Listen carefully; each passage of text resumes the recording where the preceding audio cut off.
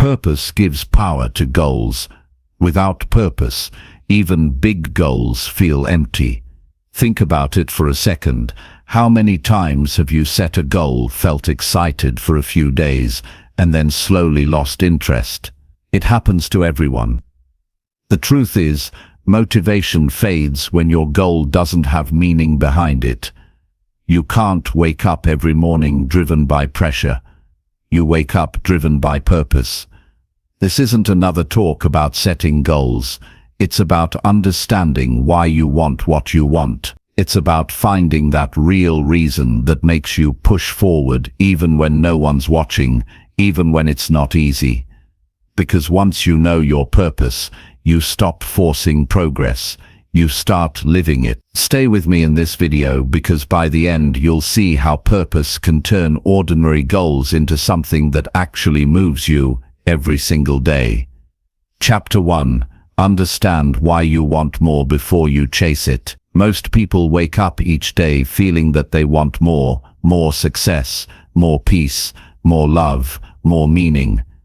But very few stop to ask a simple and powerful question: why?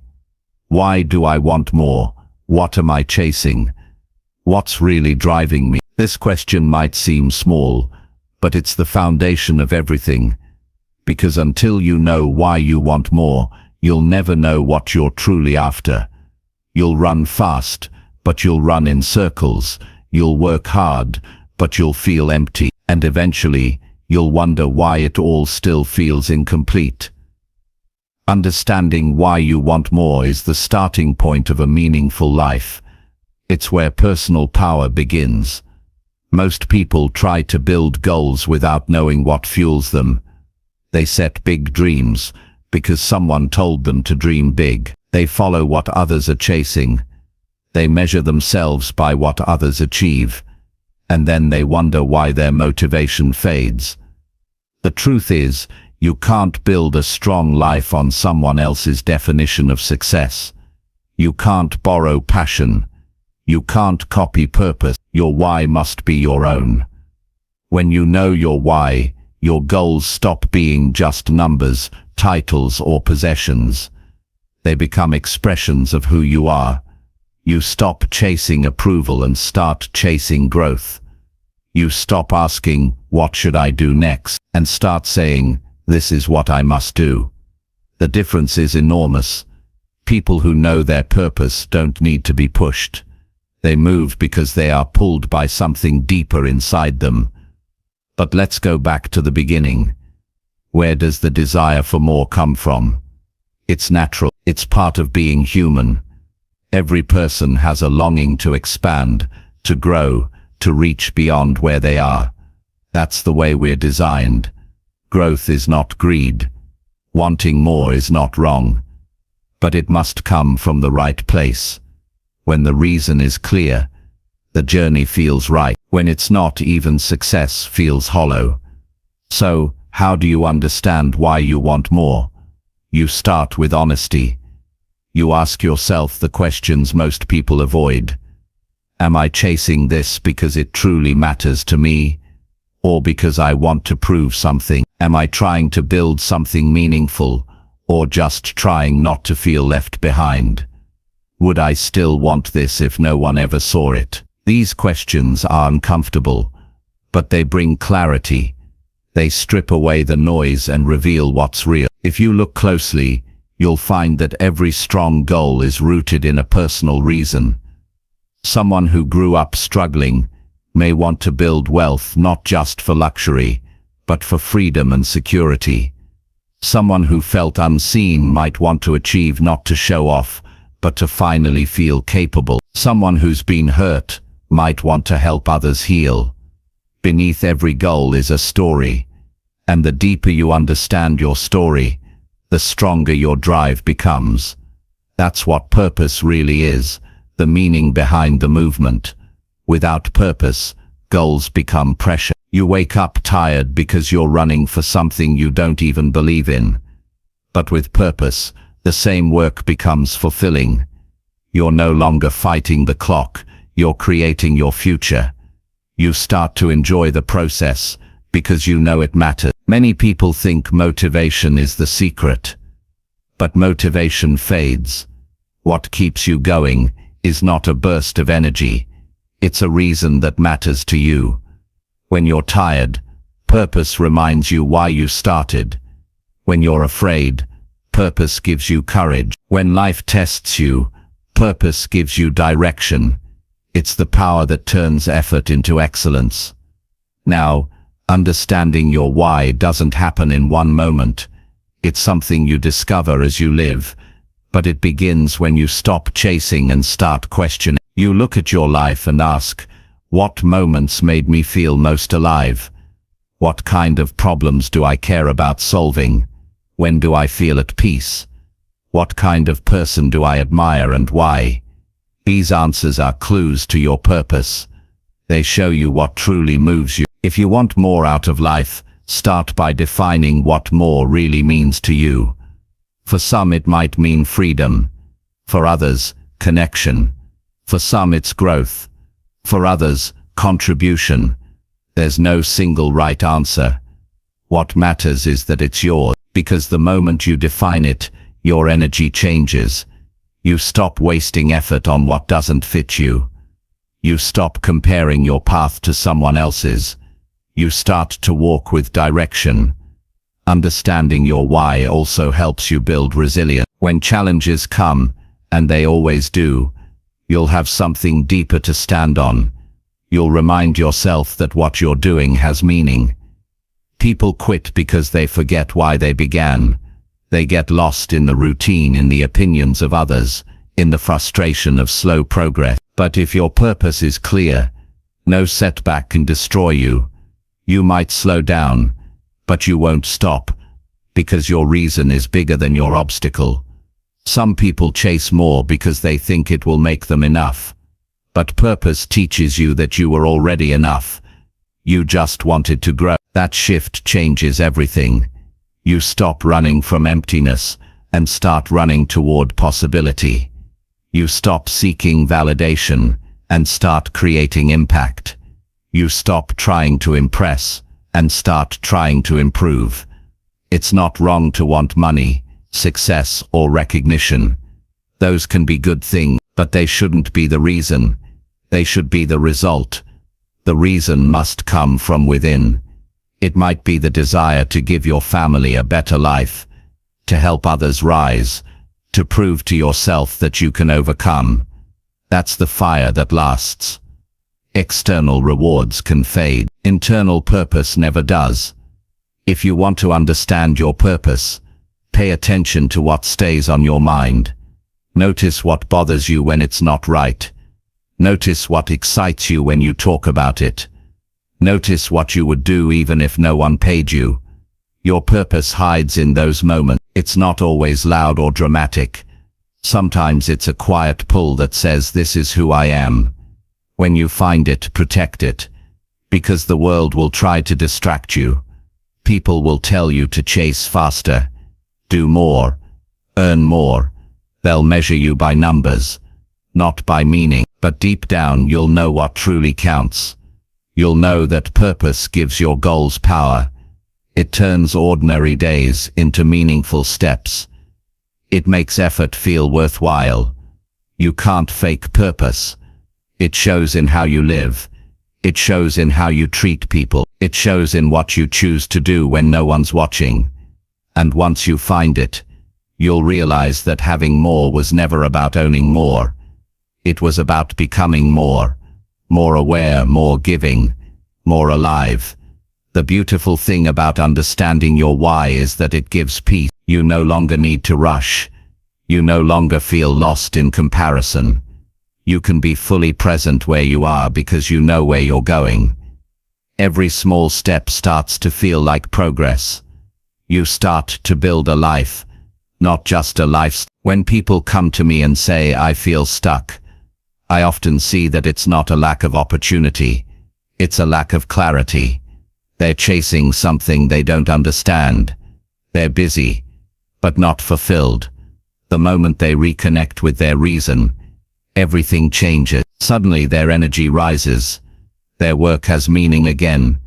Their days have direction. That's the power of knowing why you want more. If you want to build a strong life, take the time to ask yourself deep questions. Don't run from them. Sit quietly and think about what you really want and why. Think about who you want to become, not just what you want to get. Because when your why is strong, your goals will take care of themselves. You'll find ways, you'll stay consistent. You'll handle the tough days. Purpose gives strength that no strategy alone can provide. So before you chase more, understand what more means to you. Define it with honesty. If it's peace, then work toward that. If it's freedom, build for that. If it's love, give more of it. Don't just move. Move in the right direction. Because movement without meaning is just exhaustion. But movement with purpose is growth. Every great journey begins with a moment of awareness.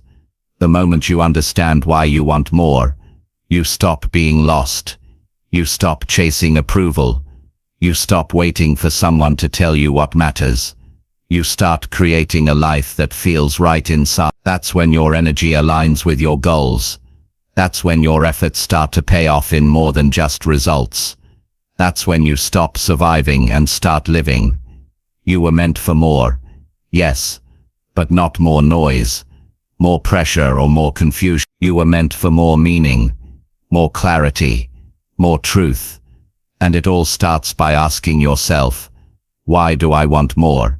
Once you answer that with honesty, your goals will stop being distant dreams. They'll become clear steps toward a life that makes sense to you, and that's the kind of more worth chasing. Chapter 2. Discover what gives your life meaning beyond success. There comes a point in life when success alone stops feeling like enough. You reach a milestone, you celebrate for a moment, and then an empty question rises in your chest. Is this all there is?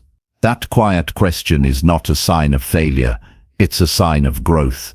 It's life calling you to go deeper, to search for something that lasts longer than applause, something that fills you even when no one else is watching. That's when the journey begins, not toward more achievements, but toward meaning. Most people are taught to chase success early in life. Study hard, get the job, earn the money, climb the ladder, and there's nothing wrong with those things. They can be beautiful goals. But when you build your life only around success, you often build it on shifting ground, because success depends on conditions, your position, your health, your resources, the opinions of others. Meaning doesn't. Meaning comes from what you give, how you grow, and what you become. Success can give comfort. Meaning gives peace. Meaning begins when you start asking questions that go beyond what do I want and move toward why does it matter. It's when you look at your achievements and ask if they reflect your values. It's when you start caring not just about what you earn, but about what kind of person you're becoming. That's when life gains weight, depth, and purpose. Meaning has nothing to do with the size of your house or the title on your business card. You can have both and still feel lost if you don't know why you're doing it. On the other hand, you can have little and still feel full if your days are guided by something real. Meaning doesn't need recognition, it just needs connection to yourself, to others, and to something bigger than your own comfort.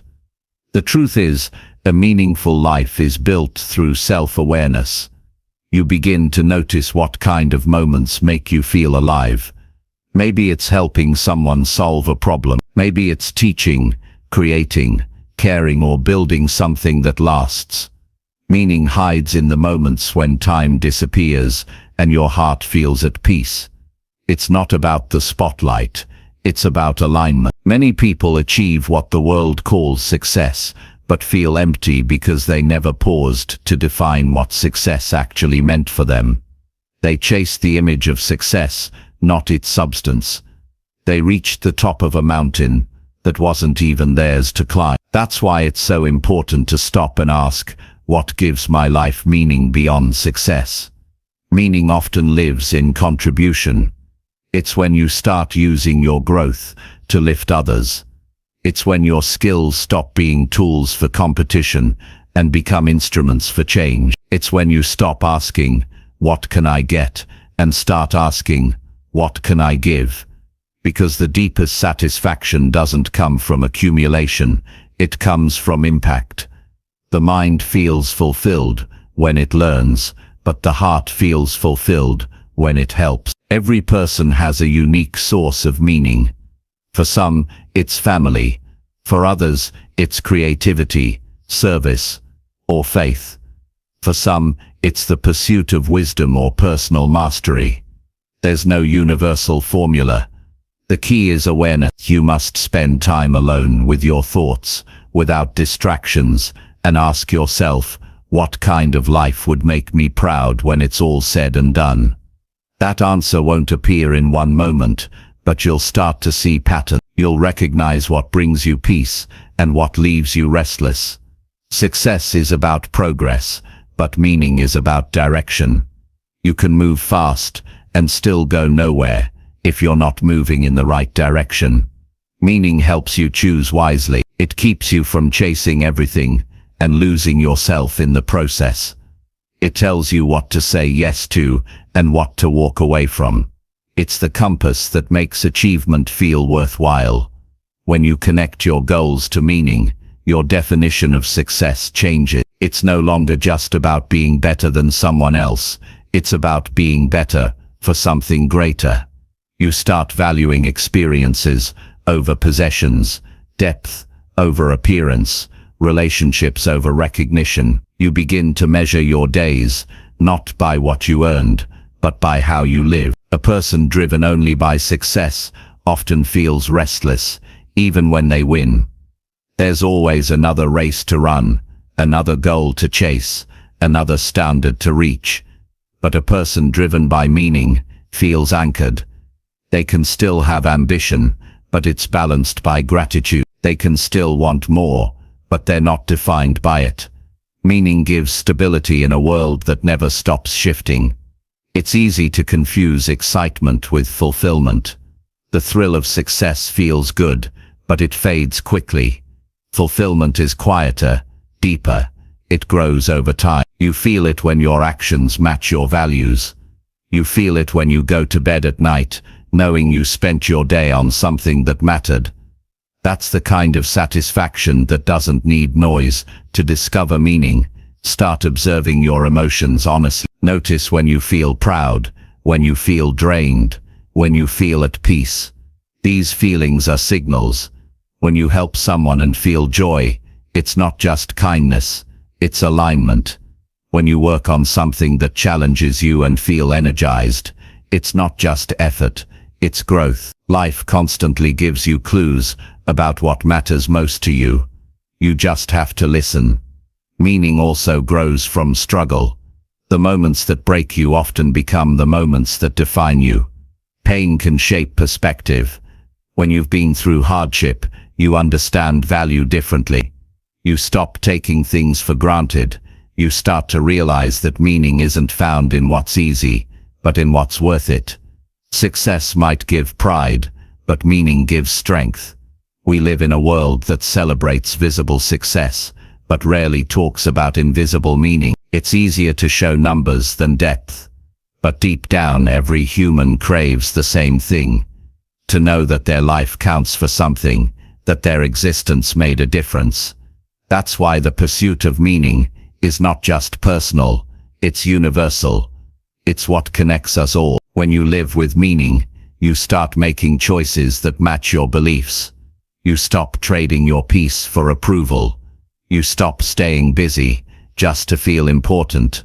You start choosing what aligns with your values, even if it's slower or less glamorous. Because at the end of the day, you'd rather have peace in your heart than praise on your screen. Meaning is also built in relationships. When you genuinely connect with people, when you share time, laughter, lessons, and care, you build something that success alone can't buy. People remember how you made them feel, not what you achieved. The moments you spend giving your attention, showing kindness, forgiving, encouraging, that's where meaning lives. Sometimes, meaning shows up in the simplest places, in a conversation that uplifts, in work that helps others, in quiet moments of reflection. You don't need a perfect plan to find it. You just need presence. You need to slow down enough to notice what feels right. You need to stop living only for someday and start living for today. When you chase only success, you're often running after external rewards, money, position, recognition. When you chase meaning, you're pursuing internal rewards, peace, growth, purpose. External rewards can disappear in a moment, but internal rewards stay with you no matter what changes around you. To live with meaning, you must align your actions with your values. You can't say you value health and ignore it. You can't say you value honesty and live with pretense. You can't say you value family and never show up for them. Meaning demands integrity. It's built one choice at a time in the moments when no one's watching. If you've ever felt lost or unsure of what's next, it's often not because you've failed, but because you've outgrown your old definition of success. That's the invitation to redefine what matters. Ask yourself, what makes my life feel valuable even when I'm not achieving? The answer might surprise you. It might be love, learning, service, creativity, or faith. Whatever it is, that's where meaning begins. Meaning doesn't require you to give up ambition. It refines it. It gives your ambition direction. You still work hard, but for a reason that fills you instead of drains you. You stop burning out because your energy is connected to something that replenishes you. When your goals serve your purpose, work stops feeling like weight. It becomes expression. Discovering what gives your life meaning, beyond success, also brings clarity in hard times. When life shifts, you don't lose your identity.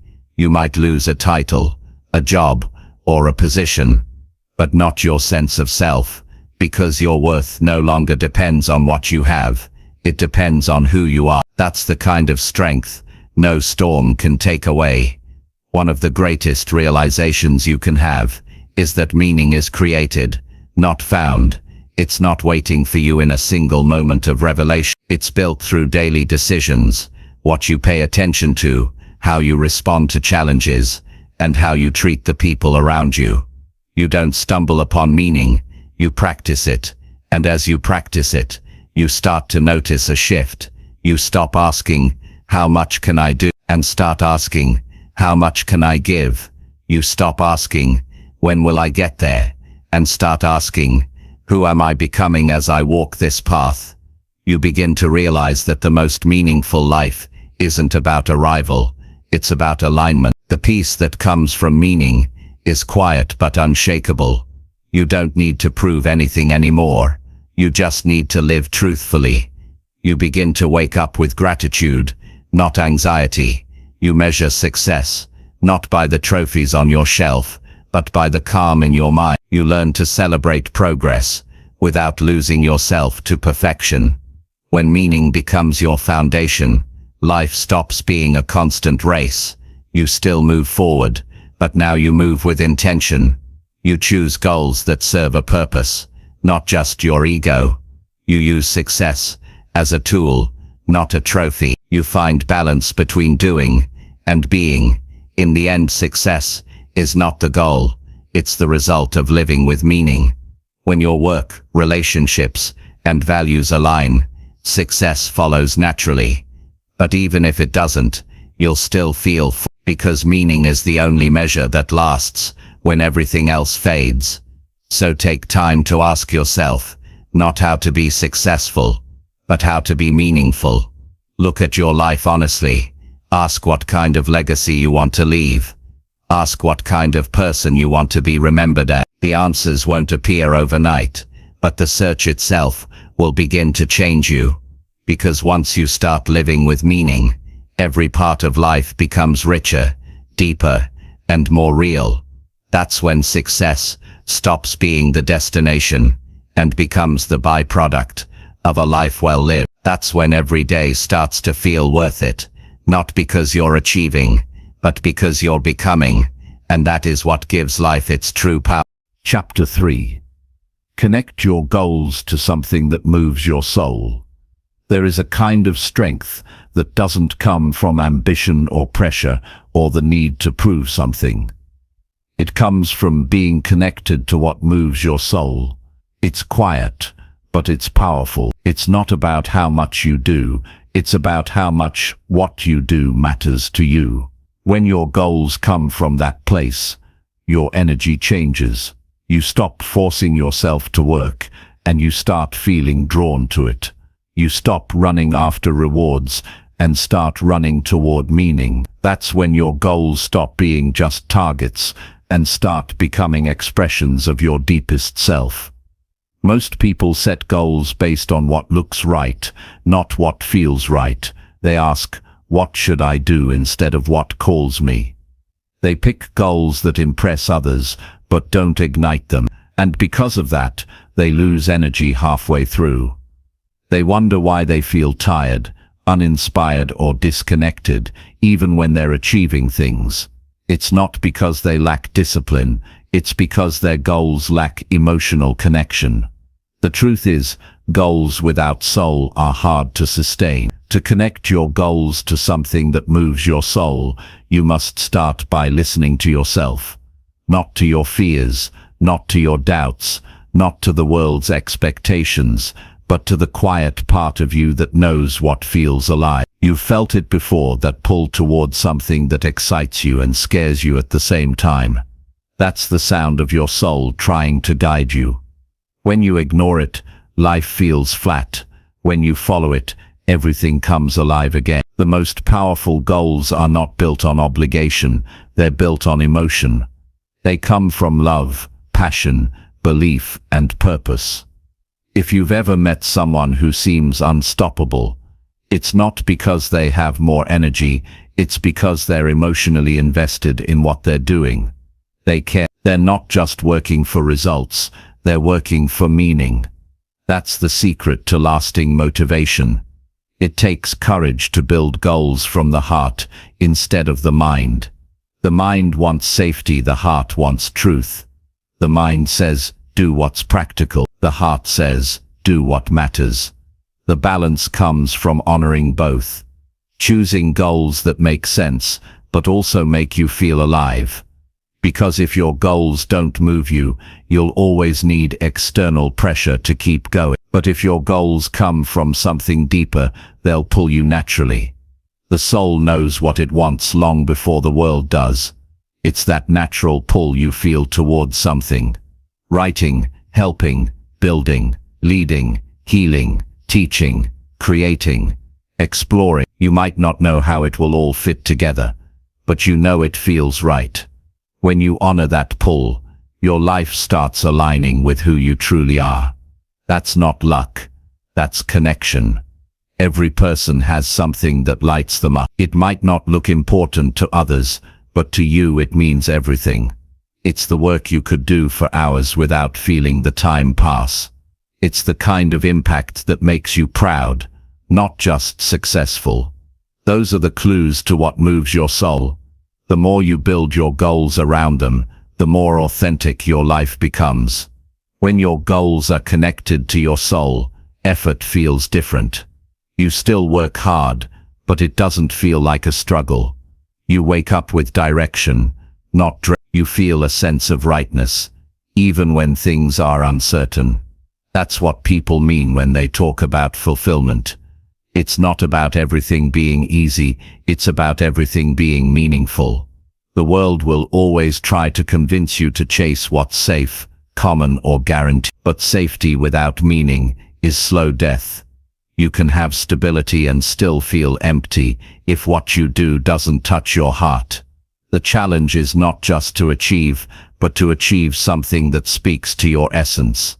That's where the deepest satisfaction lives. Some people think the soul is something spiritual or distant, but in truth, it's practical. It's what guides you to do the work that fits you, the kind that uses your natural gifts. When you ignore that part of you, life feels heavy. You feel like you're dragging yourself through your own day. But when you align with it, even difficult work feels worthwhile. It's easy to get lost chasing surface goals, money, attention, or recognition. They're tempting because they bring quick results, but they don't last, because they don't feed the part of you that wants to contribute, grow, or create something meaningful. Connecting to what moves your soul means shifting from what do I want to have, to who do I want to become. That shift changes everything. You begin to set goals that build you from the inside out. Instead of chasing outcomes, you chase growth.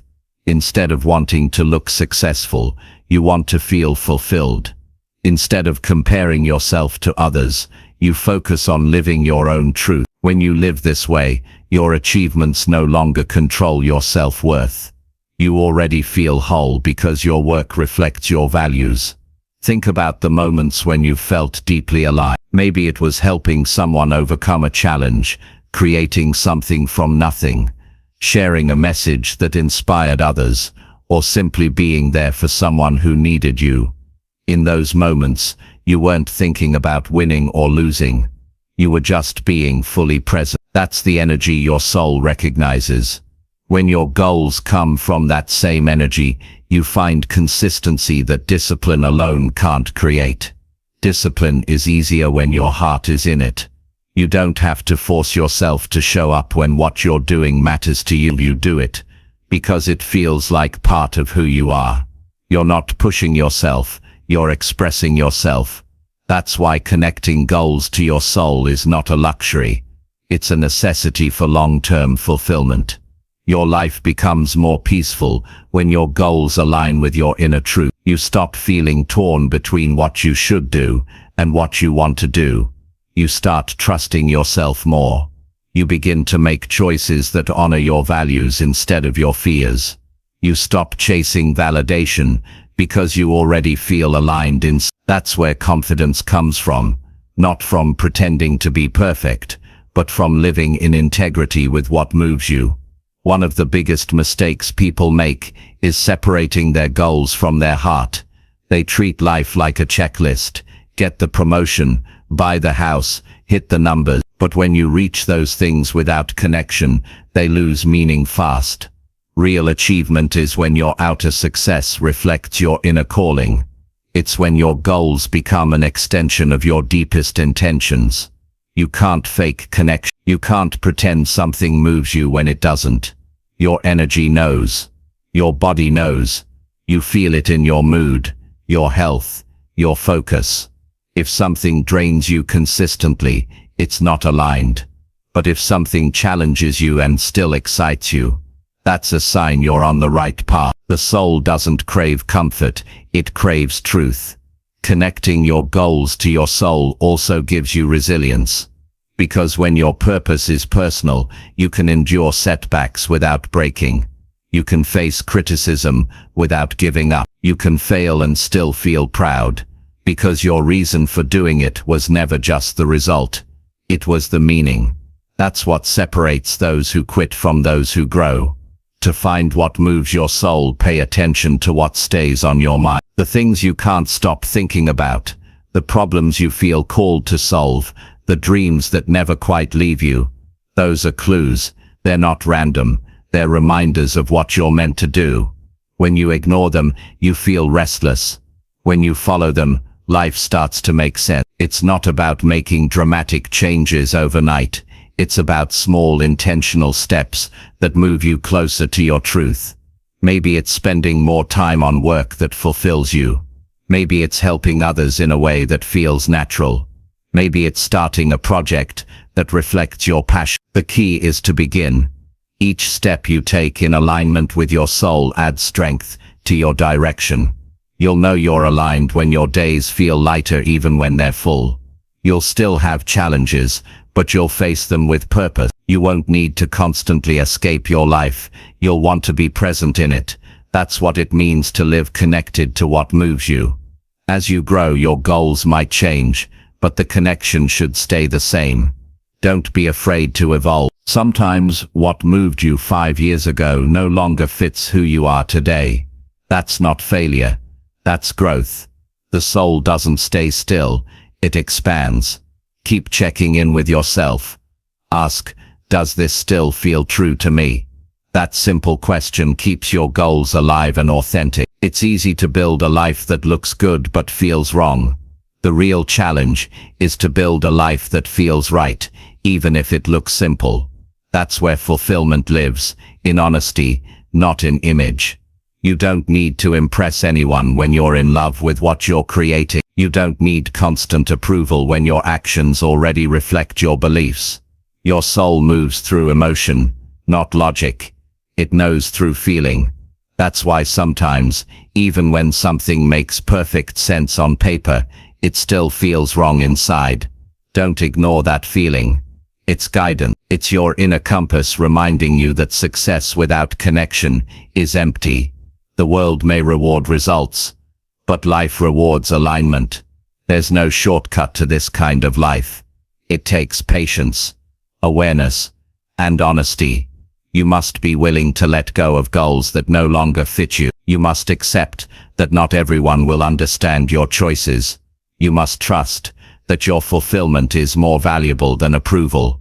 Because when you live by what moves your soul, you stop needing permission to be yourself.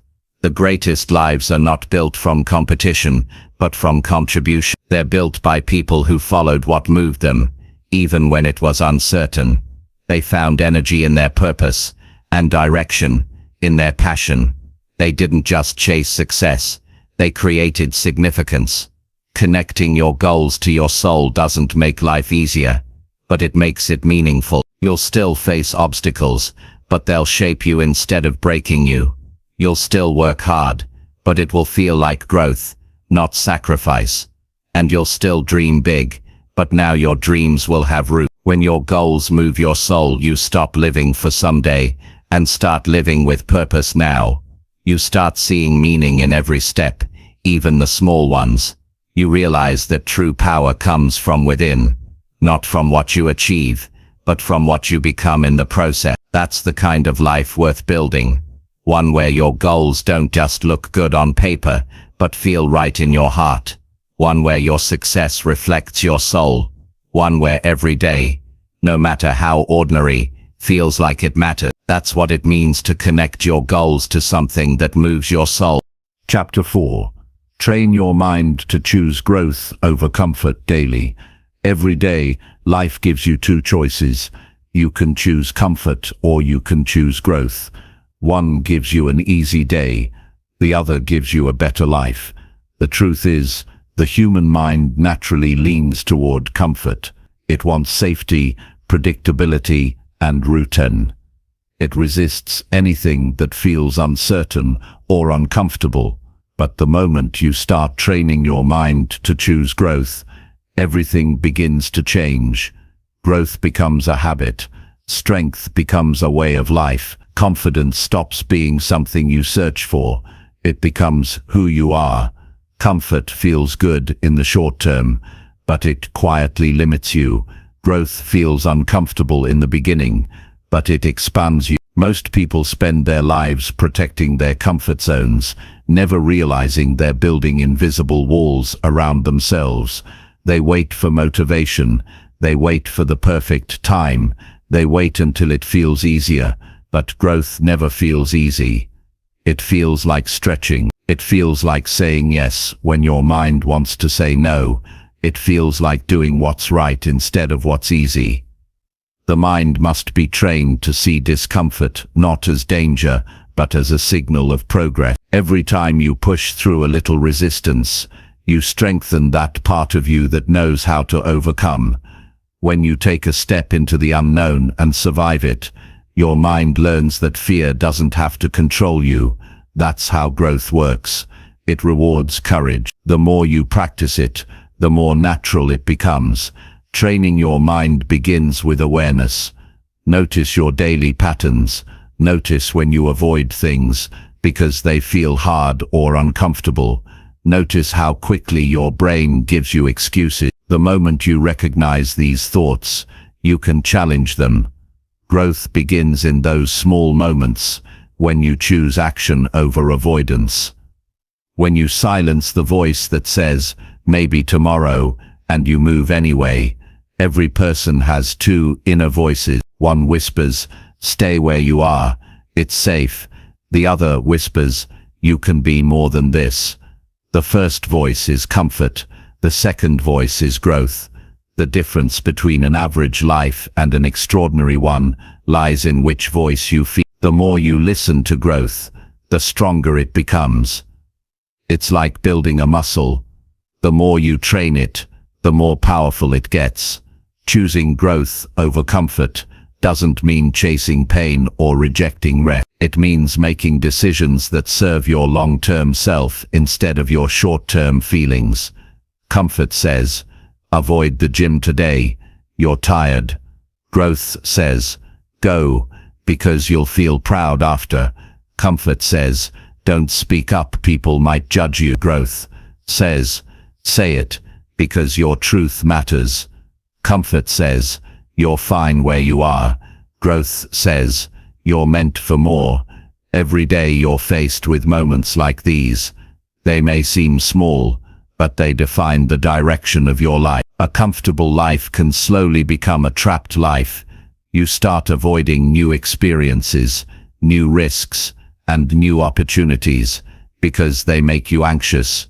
You convince yourself that staying safe is wise, but what you're really doing is settling. Growth happens when you lean into that discomfort, when you choose to do the thing you've been putting off, when you challenge your limits even a little each day. The beauty of growth is that it compounds. One small brave decision leads to another. One day of discipline builds the next. Before you know it, you've become someone stronger, calmer, and more capable. It's not one big moment that changes your life. It's the collection of small, uncomfortable choices made over time. Each one rewires your mind to trust growth instead of fear it. You train your mind the same way you train your body, through repetition and consistency. If you want to build resilience, you must practice it daily. If you want to build courage, you must face fear regularly. If you want to build focus, you must remove distractions over and over again. Growth is not a one-time event. It's a lifelong practice. Your mind is powerful, but it believes what you teach it. If you tell it that discomfort means danger, it will protect you by avoiding it. But if you teach it that discomfort means development, it will start seeking it. Every challenge will feel like an opportunity instead of a threat. That's the shift that separates those who grow from those who stay stuck. One way to train your mind is to set small, deliberate challenges. Wake up a little earlier than usual. Speak to someone you usually avoid. Start the project you've been overthinking. Learn a skill that intimidates you. Each time you do something uncomfortable, you're sending a message to your brain. I'm capable of more than I thought. Over time, that belief becomes your reality. It's easy to admire growth in others, but it's built through choices most people never see. It's built in early mornings, late nights, quiet disciplines, and private decisions. It's built when you choose to do the right thing, even when no one's watching. That's what builds character. That's what builds confidence.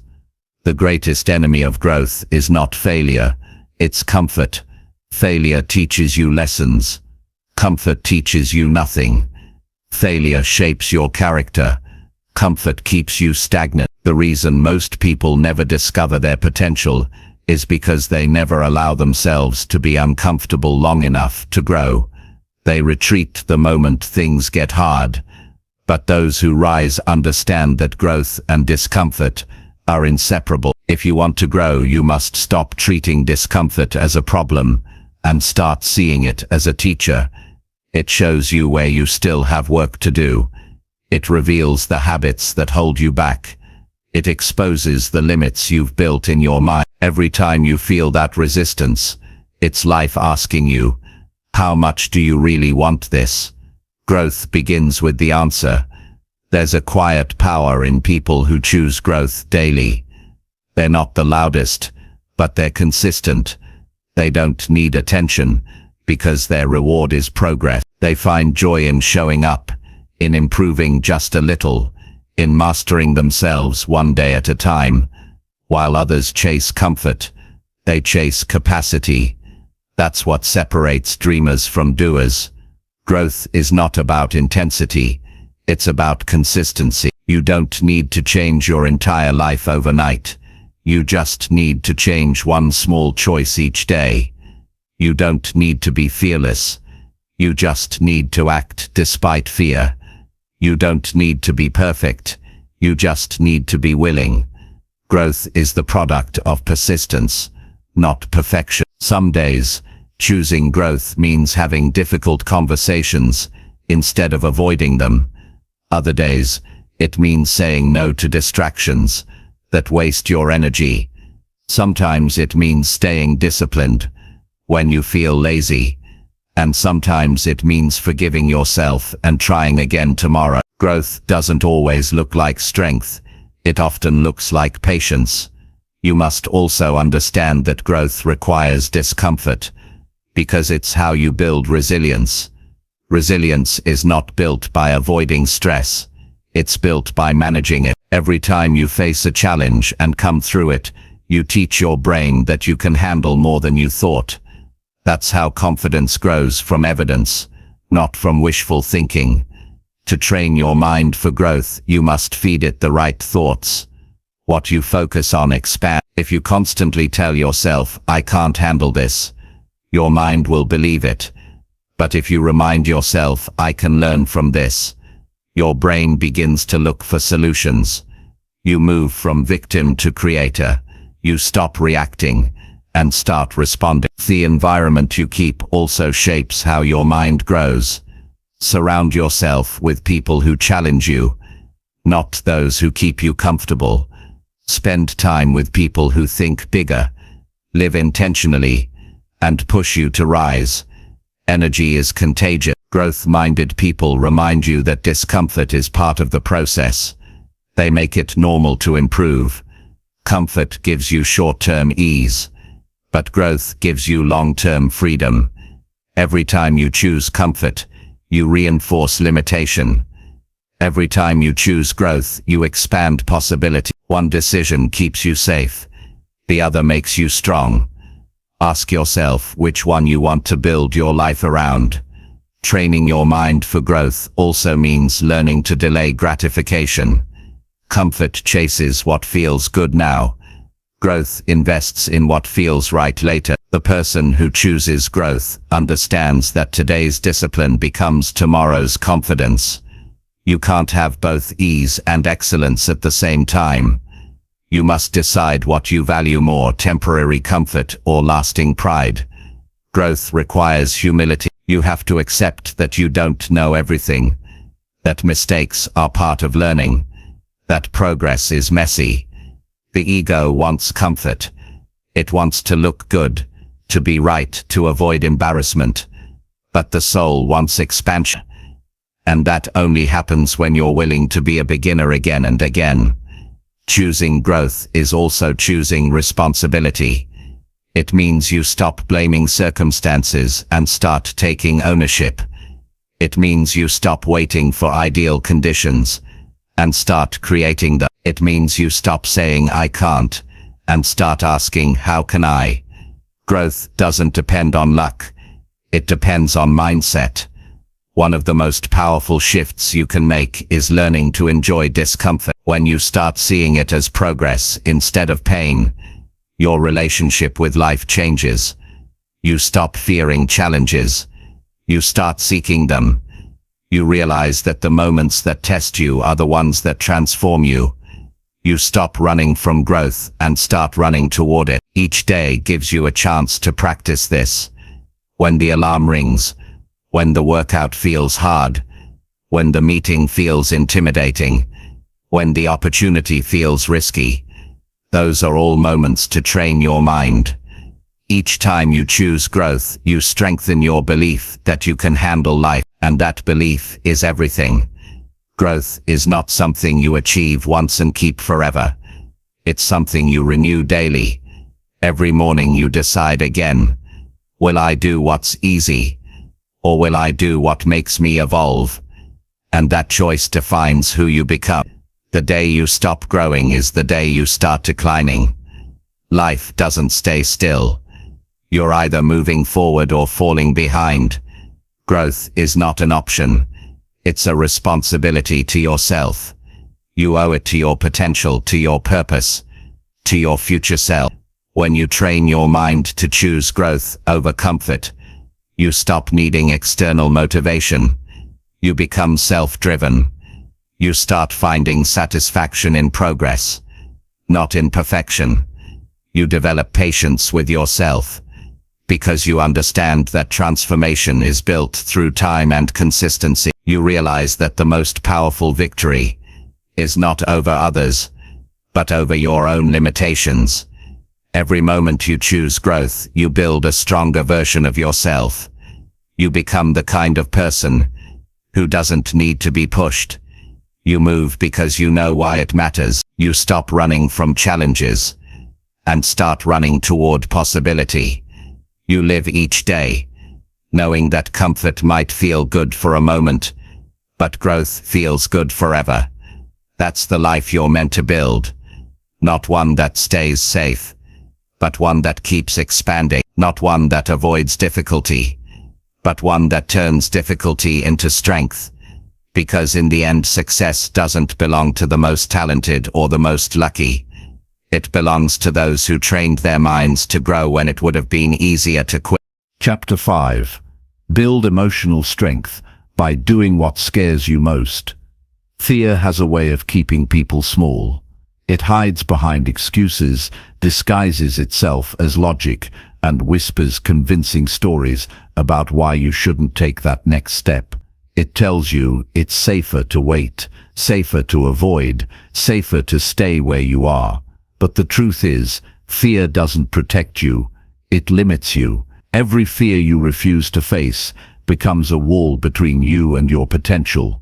The moment you begin doing what scares you, you start building emotional strength. That strength doesn't come from comfort, it comes from courage. You can't think your way into confidence, you have to act your way into it. Emotional strength is not about pretending to be fearless, it's about feeling afraid and still moving forward. It's about doing the thing your mind tells you to avoid and realizing afterward that you survived. Each time you face fear, something inside you expands. You begin to see that fear is not a stop sign, it's a signal that growth is near. What you fear most often hides what you need most. People spend their lives trying to eliminate fear, not realizing that fear is part of being alive. The goal isn't to erase it, it's to master it. You build emotional strength when you stop letting fear make decisions for you.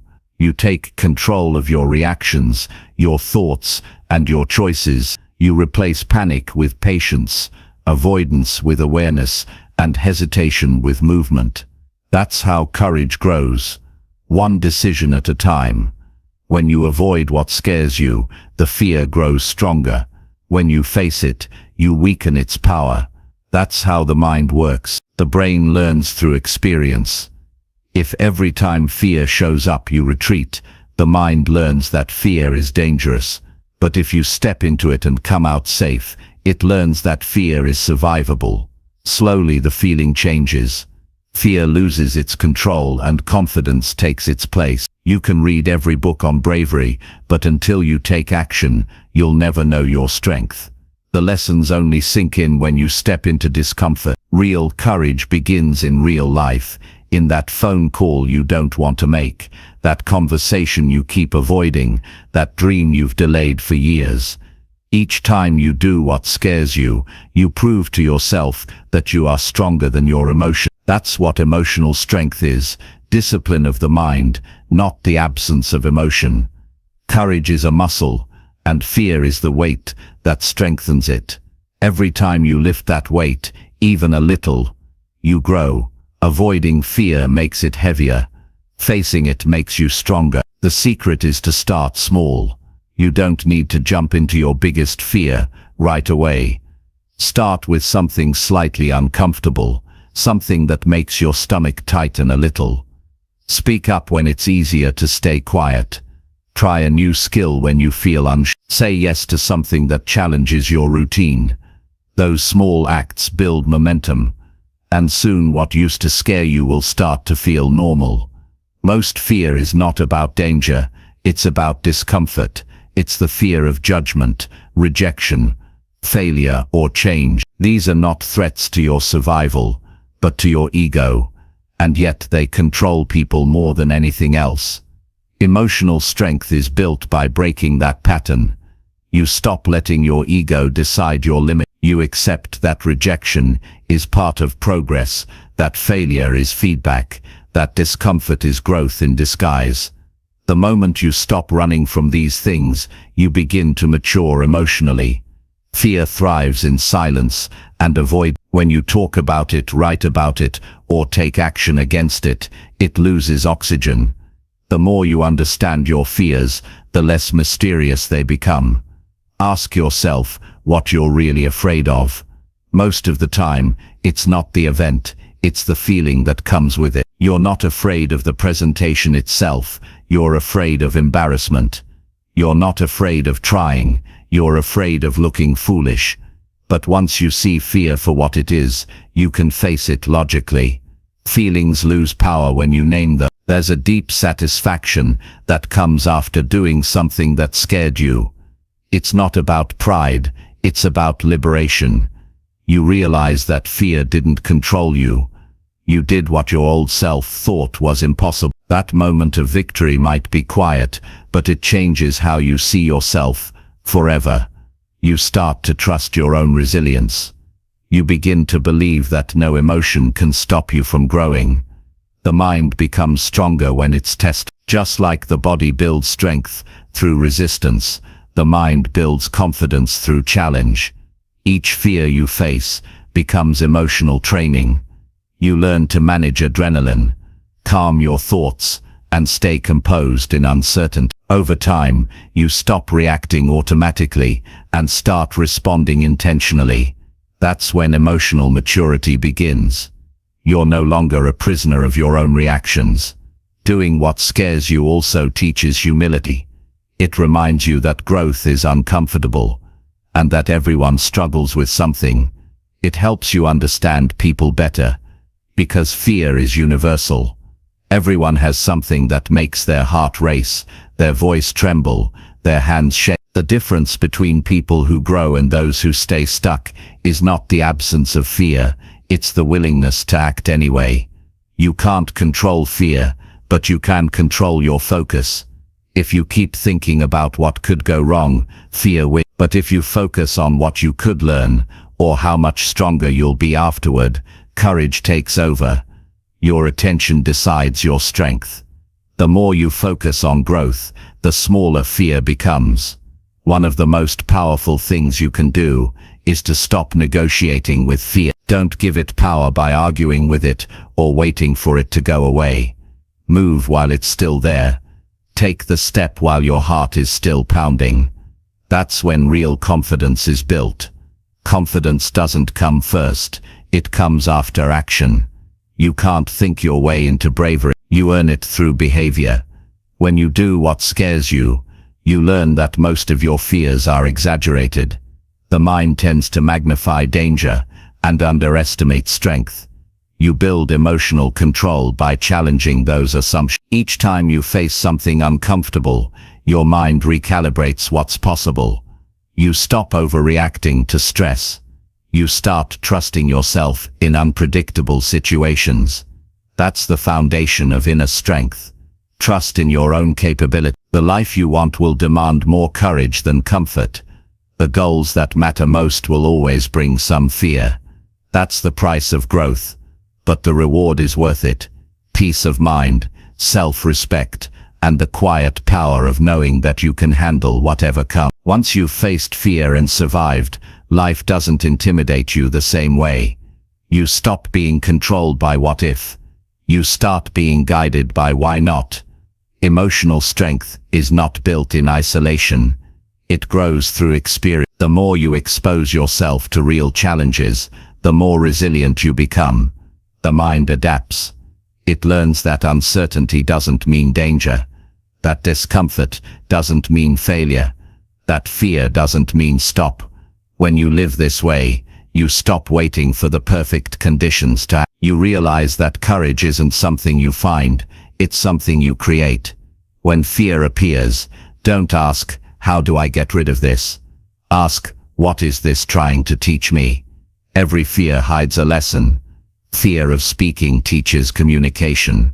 Fear of failure teaches resilience. Fear of rejection teaches self-worth.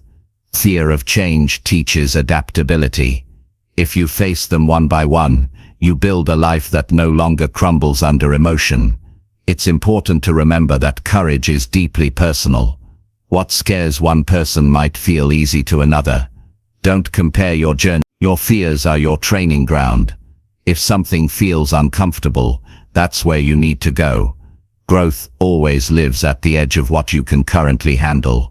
Each time you expand that edge, you evolve. Facing fear doesn't always mean doing big dramatic things. Sometimes it's simple, being honest about how you feel, asking for help, forgiving someone, forgiving yourself. These moments take quiet courage, but they transform you. Emotional strength is built in private moments that no one sees. The day you stop hiding from yourself is the day you start to heal. You also have to learn that failure is not something to fear. It's a teacher that reveals your blind spots.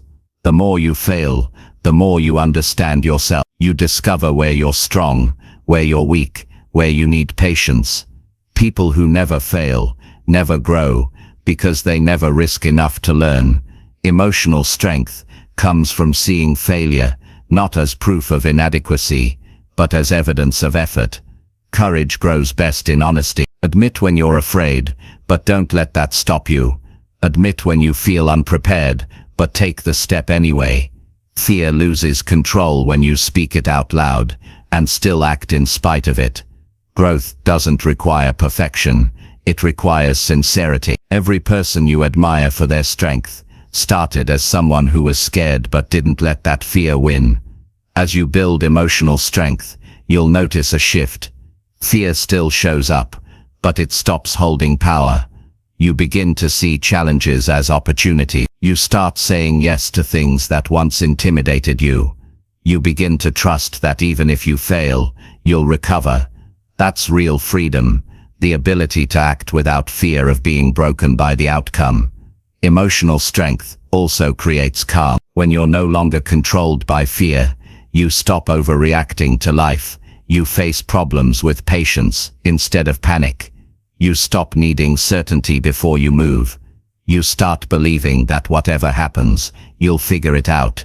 That belief gives you peace in chaos and power in uncertainty. The more you do what scares you, the more alive you feel. Fear is a sign that something meaningful is at stake. It shows that you care. When you stop running from it, you discover that fear can be fuel.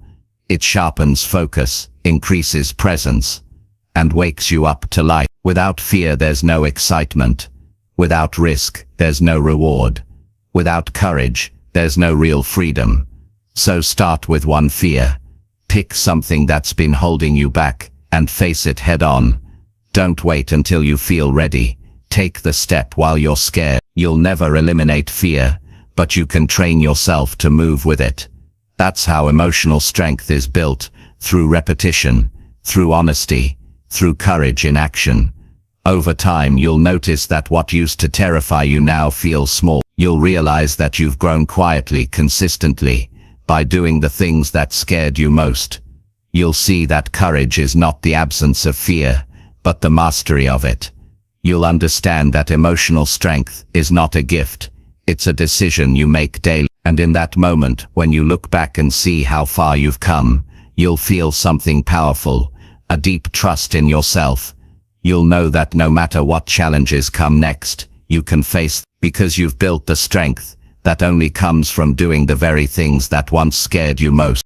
Chapter 6. Stay true to your values when results come slow. There comes a point in every meaningful journey when the excitement fades and the results take longer than expected. The vision that once felt alive begins to feel distant, and the energy that once pushed you forward starts to fade. That's the place where most people quit. Not because they can't go on, but because they forget why they started. The path of growth is rarely fast, and real success almost never happens overnight. The question that defines your character is this: will you stay true to your values when progress moves slowly? That's where integrity is tested, and that's where real strength is built. It's easy to stand by your principles when everything is working in your favor. When success comes quickly, staying humble, honest, and patient feels natural. But when things slow down, when effort seems unrewarded, when life doesn't respond on your timeline, that's when temptation appears. The temptation to cut corners, the temptation to act out of frustration, the temptation to become someone you said you'd never be, just to get faster results. But growth doesn't respond to shortcuts. It responds to consistency, patience, and character.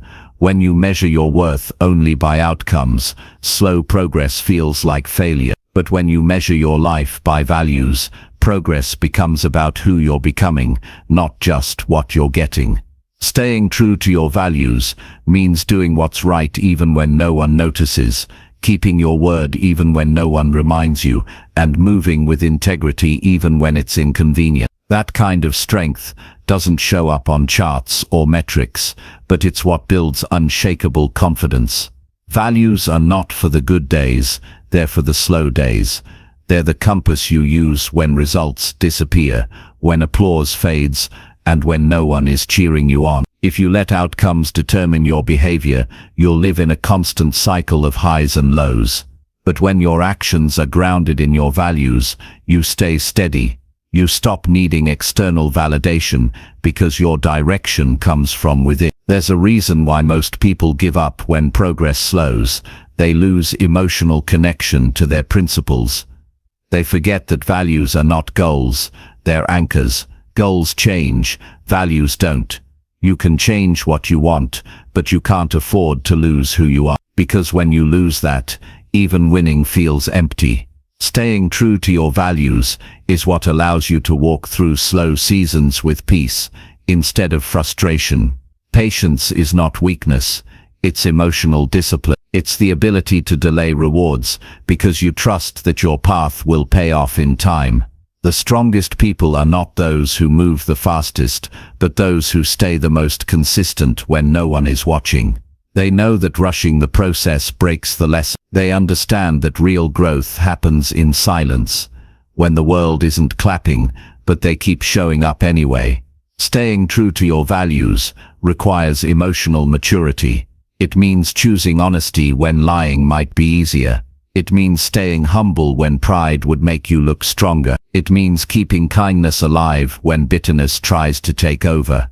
These moments define you more than any achievement ever could, because anyone can smile when life is smooth. But it takes real strength to keep your heart open when things move slowly. Slow results test your patience, but they also reveal your motives. If you only do good work for fast rewards, you'll quit when the rewards don't come. But if you work because it aligns with who you are, you'll continue even in silence. You'll understand that consistency itself is progress. The world doesn't always pay you immediately, but it never forgets people who act with integrity. When results come slow, you'll feel pressure to compromise, to take shortcuts, to exaggerate your progress, to do things that go against your principles, just to look like you're winning. But remember this, if you compromise your values to get what you want, you'll lose more than you gain. Success achieved without integrity never lasts. The peace you sacrifice will cost more than the reward you gain. There will be times when you doubt yourself, when you question whether your honesty, patience, or kindness even matter. You'll see people take dishonest paths and move faster, and you'll wonder if values really make a difference. But what they gain in speed, they lose in depth. They move quickly, but they build on weak foundations. When storms come, they crumble. You, however, if you stay true to your values, will stand strong, Not because life was easy, but because you were consistent. Values give you direction when life feels uncertain. When results are unclear, values keep you grounded.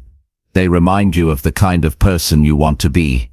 They give you peace in chaos, because they provide a standard that doesn't shift with circumstances.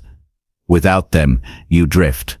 With them, you endure. One of the hardest things to accept is that doing the right thing doesn't always bring quick results. Sometimes you'll do everything with honesty and effort, and it will still take longer than expected.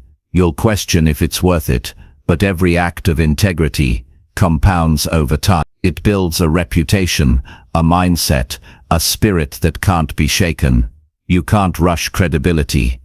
You earn it slowly, through consistent alignment between your words and your actions. When the road gets long, remember that growth doesn't always show up as visible success. Sometimes growth looks like patience, emotional control, and quiet resilience. Sometimes it's the ability to stay calm when things delay. Sometimes it's the decision to act with grace when others complain. These moments refine your character in ways quick results never could. Values are not convenient, they're demanding. They'll ask you to stay disciplined when it feels easier to give up. They'll ask you to be kind when others are harsh. They'll ask you to stay focused on quality when no one is watching. That's the cost of integrity, but it's also the source of real strength. When you live by values instead of circumstances, you gain power that external success can't give. It's natural to want results quickly. You've worked hard, sacrificed, and given your best. You deserve progress, but life has its timing, and you can't force maturity before it's ready. Just like nature, growth takes seasons. There's planting, watering, waiting, and only then harvesting. If you dig up the soil every time you get impatient, you'll ruin the process. Stay grounded in your values, keep doing the work, and trust that the results will come at the right time. There's a quiet dignity in staying true to your principles during slow seasons. It's not glamorous, but it's powerful. It shows the depth of your character. It builds self-respect. When you know you didn't take shortcuts, you walk with confidence. You may not have everything yet, but you have something more valuable. Peace of mind. That peace allows you to rest even while the results are pending.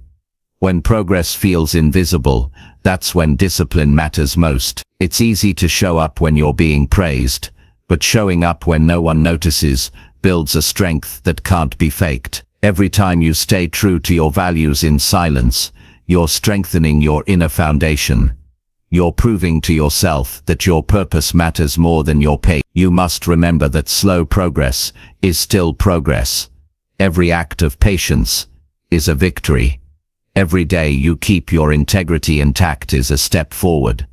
The process may not always reward you immediately, but it's shaping you for something greater. The people who stay aligned during difficult times are the ones who lead with authenticity when their time comes.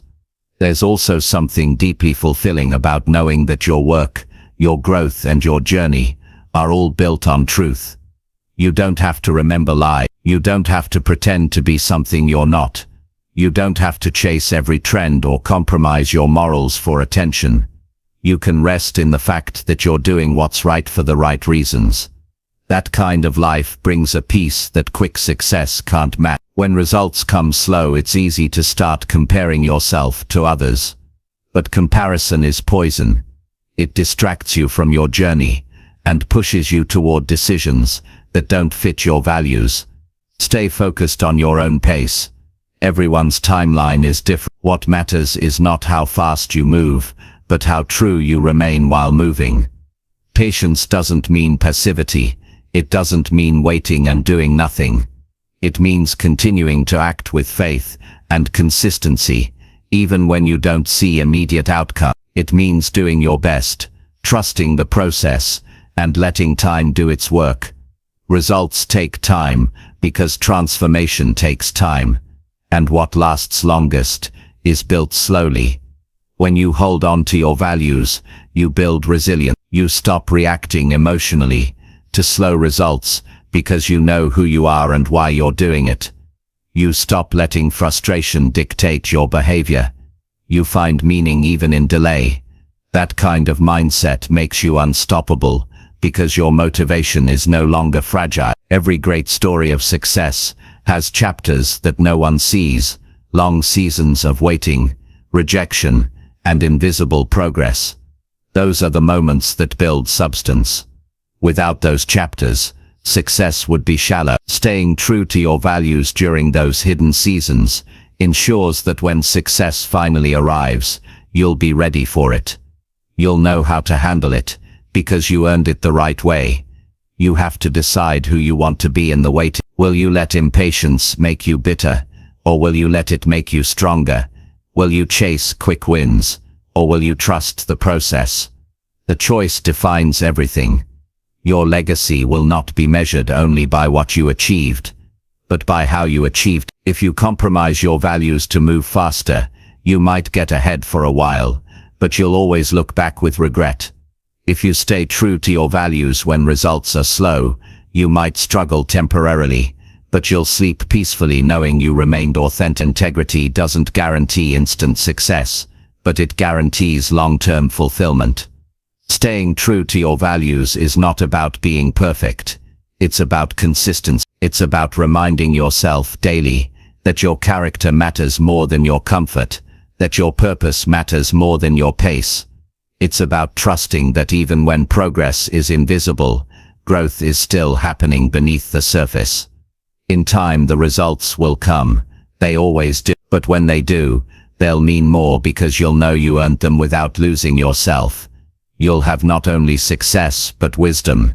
Not only achievement, but peace. Because you'll know that through every delay, through every disappointment, through every slow season, you stayed true to what mattered most, and that's what defines a life worth living. Chapter 7. Turn setbacks into data that refines your purpose. Every person who dares to grow will eventually face setbacks. They come when you least expect them. Plans fall apart. Opportunities disappear, people disappoint you, and sometimes your own effort isn't enough. In those moments, it's easy to feel lost or defeated. But the truth is, setbacks are not the end of your story. They are information. They are feedback from life. They are data that helps refine your direction, sharpen your focus, and strengthen your purpose. The difference between those who give up and those who grow is how they interpret what happens to them. The strongest people are not those who never fall. They are the ones who learn from every fall and rise smarter than before. When things go wrong, the first reaction is usually emotional. Frustration, anger, or self-doubt takes over. That's normal.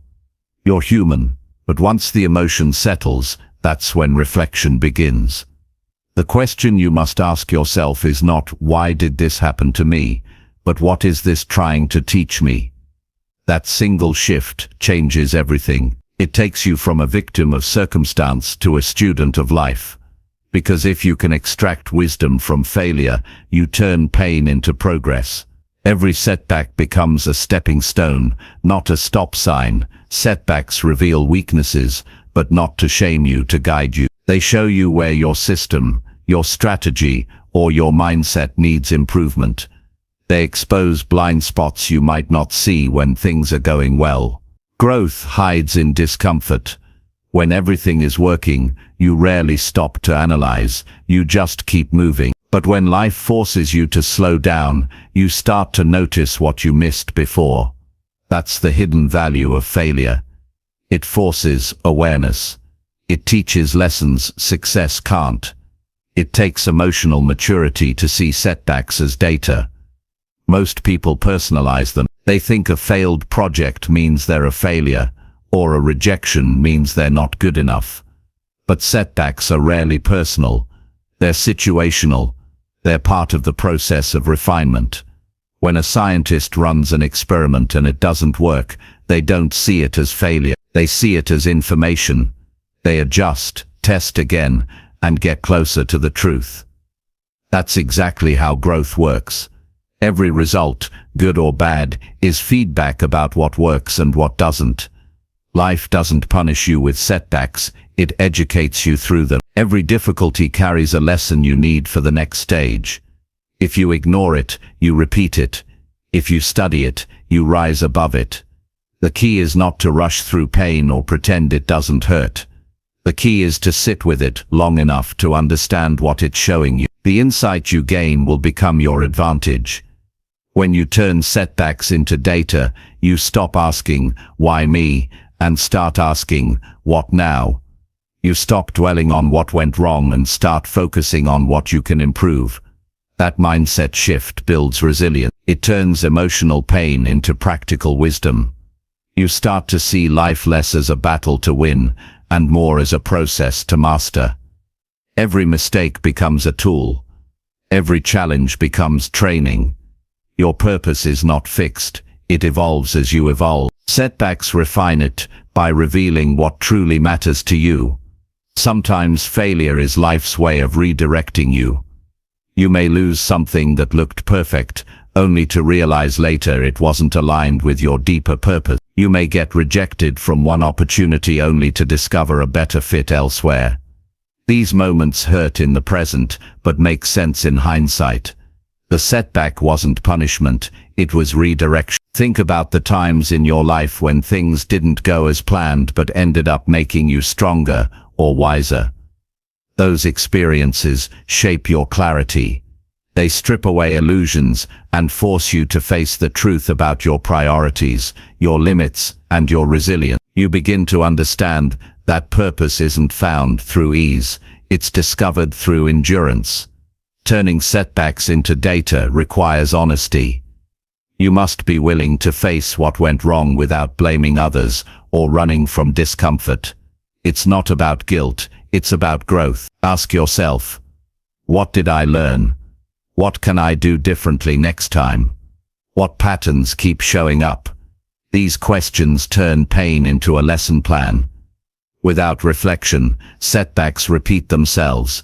With reflection, they transform you. People who grow through failure share one common trait. They stay curious. Instead of saying "I failed," they say "I learned." They treat every outcome as feedback, not judgment. Curiosity removes shame. It allows you to see mistakes objectively. When you're curious, your ego quiets down and your mind opens up. That's when real learning happens. It's also important to detach your self-worth from your results. The person who ties identity to achievement will crumble when things go wrong, but the person who sees themselves as a work in progress can handle failure with grace. They understand that one bad day doesn't define a life. One mistake doesn't erase potential, and one rejection doesn't end opportunity. They see every outcome as data to guide their next step. When you face a setback, pause before reacting. Take time to process what happened. Write it down if you need to. Seeing your thoughts on paper gives you perspective. Break down the event. What did you expect? What actually happened? What influenced the outcome? What can you control next time? This simple reflection turns chaos into clarity. It transforms confusion into structure. Emotional strength grows from analysis, not avoidance. The more you examine your failures, the less power they hold over you. You stop fearing them because you start understanding them. You begin to view mistakes as normal, necessary, and even valuable. This doesn't mean you enjoy failing. It means you stop letting failure control your emotions. When results fall short, the most dangerous response is giving up. The second most dangerous is denial, pretending nothing went wrong. Growth requires facing facts, not avoiding them. The faster you accept reality, the faster you can adjust. Resilience isn't just about staying strong, it's about staying flexible. It's about adapting while staying aligned with your purpose. Sometimes a setback will shake your confidence so deeply that you start questioning your purpose altogether. That's okay. Doubt is part of clarity. It makes you revisit your reasons and refine your motivation. If your purpose can't survive failure, it wasn't grounded enough. True purpose becomes sharper after it's tested. Every obstacle helps you understand why your work matters. Setbacks can also reveal whether your goals are aligned with your deeper self. You might realize that what you were chasing wasn't really your calling, but someone else's expectation. In that case, the setback becomes liberation. It frees you to pursue something more authentic. You stop striving for what looks right and start building what feels right. When you change your relationship with failure, you remove fear's control over your life. You stop avoiding risk because you know that even if things go wrong, you'll grow. That confidence changes everything. It gives you permission to experiment, to try again, to evolve. Success becomes less about avoiding mistakes and more about collecting information. Every attempt becomes an investment in wisdom. Setbacks also teach humility. They remind you that you don't know everything, that you're still learning, and that progress is not linear. Humility is not weakness, it's awareness. It keeps your ego from blinding you to valuable lessons. The most successful people in the world are not those who never fail. They are those who fail often, but reflect deeply. Purpose refined through failure becomes unshakable. It's no longer built on fantasy, it's built on evidence. You've seen what doesn't work and you've adjusted. You've proven to yourself that you can endure. That confidence makes your future purpose more focused, grounded, and meaningful. Every mistake becomes a tool in your toolbox. When setbacks hit, it's tempting to isolate yourself, to withdraw out of shame or exhaustion. But that's when you need connection most. Talk to mentors, friends, or people who have been through similar struggles. They'll remind you that failure is universal. Everyone you admire has failed more times than you think. Hearing their stories helps normalize the process and gives you perspective. Patience is crucial in these moments. The lessons behind a setback often take time to reveal themselves. You might not understand why something happened right away, but as you continue reflecting and moving forward, the clarity will come. You'll look back and realize that what once felt like the end was really the turning point. The data from that experience was shaping your next breakthrough. Purpose grows stronger when tested.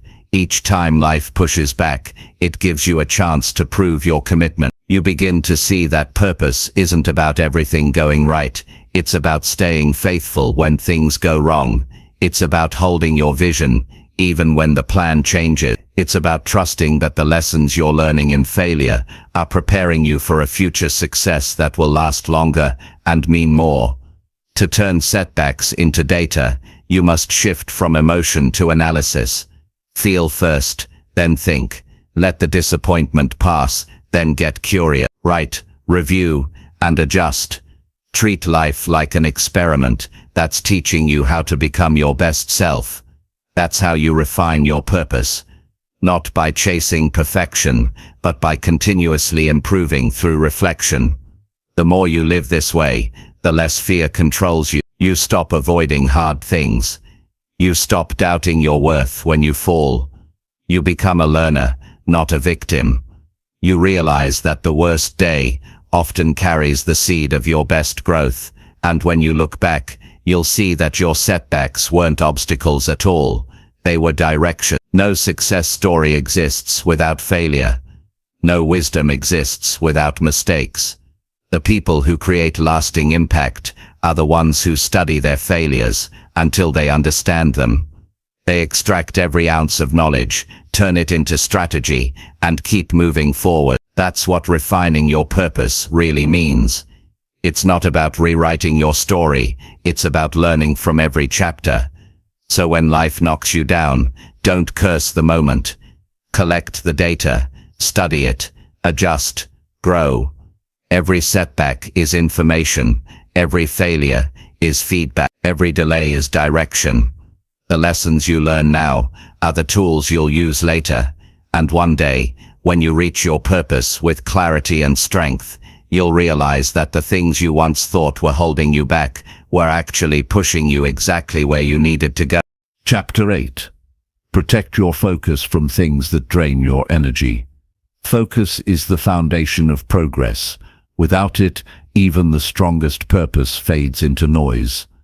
In a world that constantly competes for your attention, protecting your focus has become an act of self-respect. Every day you wake up with a limited amount of energy, a finite amount of willpower, and a small window of mental clarity. What you allow to occupy that space determines the quality of your life. Most people don't fail because they lack talent or opportunity. They fail because they allow distractions to drain their energy before their work has even begun. Protecting your focus is not about isolation, it's about intention. It's about choosing what deserves your energy and what doesn't. You can't build a powerful life if you keep feeding what weakens you. Every message, every opinion, every argument, every unnecessary obligation takes a piece of your mental strength. Your mind is like a lens. Whatever you focus on expands. When you focus on problems, your energy shrinks. When you focus on growth, your energy multiplies. This is not motivation talk, it's practical psychology. What you give attention to shapes your emotional state, and your emotional state decides your behavior. Protecting focus is protecting your state of mind. The truth is, you can't focus deeply if your energy is scattered. You can't be creative when you're constantly reacting.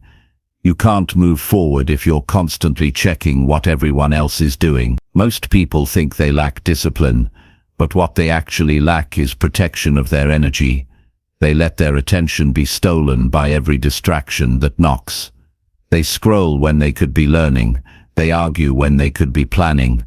They consume when they could be creating. Every distraction comes with a cost, and that cost is progress. Protecting focus begins with awareness. You have to know what drains you before you can defend against it. It could be people who complain constantly, environments that feel chaotic, habits that keep you restless, or digital noise that never stops. These things don't seem harmful at first, but over time they erode your clarity. You end up tired without knowing why. You feel unmotivated without realizing that your mind has been overstimulated by things that don't matter. The first step toward mental clarity is identifying what steals your attention the most. Energy drainers are sneaky. They often disguise themselves as normal habits or social obligation. Checking your phone for a minute turns into an hour. Saying yes to things you don't care about turns your schedule into chaos. Spending time with people who constantly complain slowly lowers your motivation. These small leaks add up. Protecting your focus means plugging those leaks, guarding your time as carefully as your money. Because wasted energy never comes back. Once you recognize what drains you, the next step is to create boundaries. Boundaries are not walls, they are filters. They help you decide what comes in and what stays out. Say no to things that don't align with your goals. Limit how much time you spend in environments that don't inspire growth. Choose carefully who you allow to influence your mood. People with constant negativity, drama, or criticism can quietly drain you until you forget your own potential. Protect your peace by limiting access to those who don't respect it. Focus thrives in simplicity. The fewer things you chase, the more progress you make. Spreading your energy across too many goals creates frustration. Clarity doesn't come from doing more, it comes from doing what matters most. Choose one or two key priorities and give them your full attention. When you do that, your progress accelerates because your mind is no longer split between dozens of directions. Simplicity doesn't mean doing less, it means doing what matters most with purpose and depth. One of the biggest focus killers today is digital distraction. The phone, the constant notifications, the endless feed. It all conditions your brain for short bursts of attention. You start craving stimulation, and before you realize it, your ability to concentrate weakens. To protect your focus, you have to retrain your mind for stillness. Create moments in your day without screens, noise, or multitasking. Let your brain breathe. Clarity often comes in silence. Energy management is more important than time management. You can have the same 24 hours as everyone else, but your results depend on how much energy you can channel into what matters. Notice when you feel most focused and schedule your most demanding tasks for that time. Avoid wasting your peak energy on trivial things like social media or gossip. Every distraction during your most productive hours steals your potential for the day. Guard those hours as sacred. You also have to protect your emotional energy. Overthinking, worrying, and replaying negative events consume as much energy as physical labor. Learn to let go of what you can't control. Detach from unnecessary drama. Stop carrying stories in your head that keep you stuck in the past. Emotional clutter fogs your thinking and drains your drive. A clear mind requires emotional hygiene, regular reflection, self-awareness, and forgiveness. Letting go isn't weakness, it's freedom. Focus is fragile when your body is neglected. Your energy depends on your physical state. Poor sleep, bad diet, lack of movement, all these affect your clarity. When you're tired, distractions look more tempting. When you're fueled and rested, focus becomes natural. Taking care of your body is not just about health, it's about performance. You can't operate at your best if your body is constantly in survival mode. It's easy to underestimate how much your environment affects your mental state. A cluttered space leads to a cluttered mind. A noisy environment creates mental fatigue. Creating a space that supports focus is a simple but powerful act. Keep your surroundings clean, organized, and aligned with your goals. Every item in your environment should either serve your growth or bring you calm. Anything else is noise. Your relationships also play a major role in your energy. Some people lift you, others drain you. Learn to recognize the difference. Surround yourself with people who talk about ideas, not just problems. People who inspire action, not just conversation. You can't expect to stay focused if your circle is constantly pulling you into negativity. Energy is contagious. Choose wisely who you share it with. One way to strengthen focus is through intention setting. Each morning, decide what deserves your attention for the day. Write down your priorities, not as a to-do list, but as a promise to yourself. When you start the day with intention, you take control of your focus before the world tries to steal it. When you end the day, reflect on how you used your energy. Did you spend it on growth or on distractions? This daily awareness builds discipline. Focus doesn't mean working non-stop. It means being fully present in whatever you do. If you're working, be fully in it.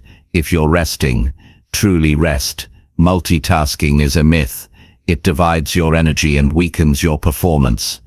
Doing one thing with full attention is more powerful than doing 5 things halfway. Presence is the highest form of focus. Sometimes the biggest threat to focus isn't external, it's internal. Self-doubt, impatience, and unrealistic expectations can drain you just as much as external distraction. When you're constantly judging your progress, you lose energy that could be used for improvement. Learn to work with focus and patience. Trust that consistency creates results even when you can't see them immediately.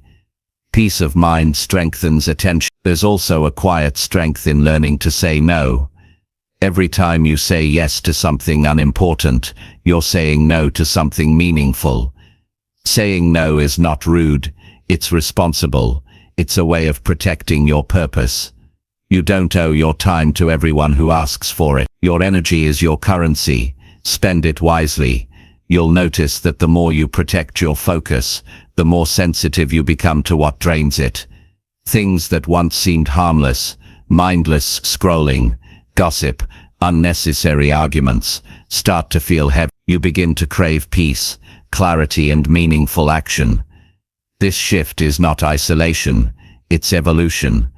You stop feeding your distractions and start feeding your discipline. Protecting your focus also means aligning your actions with your values.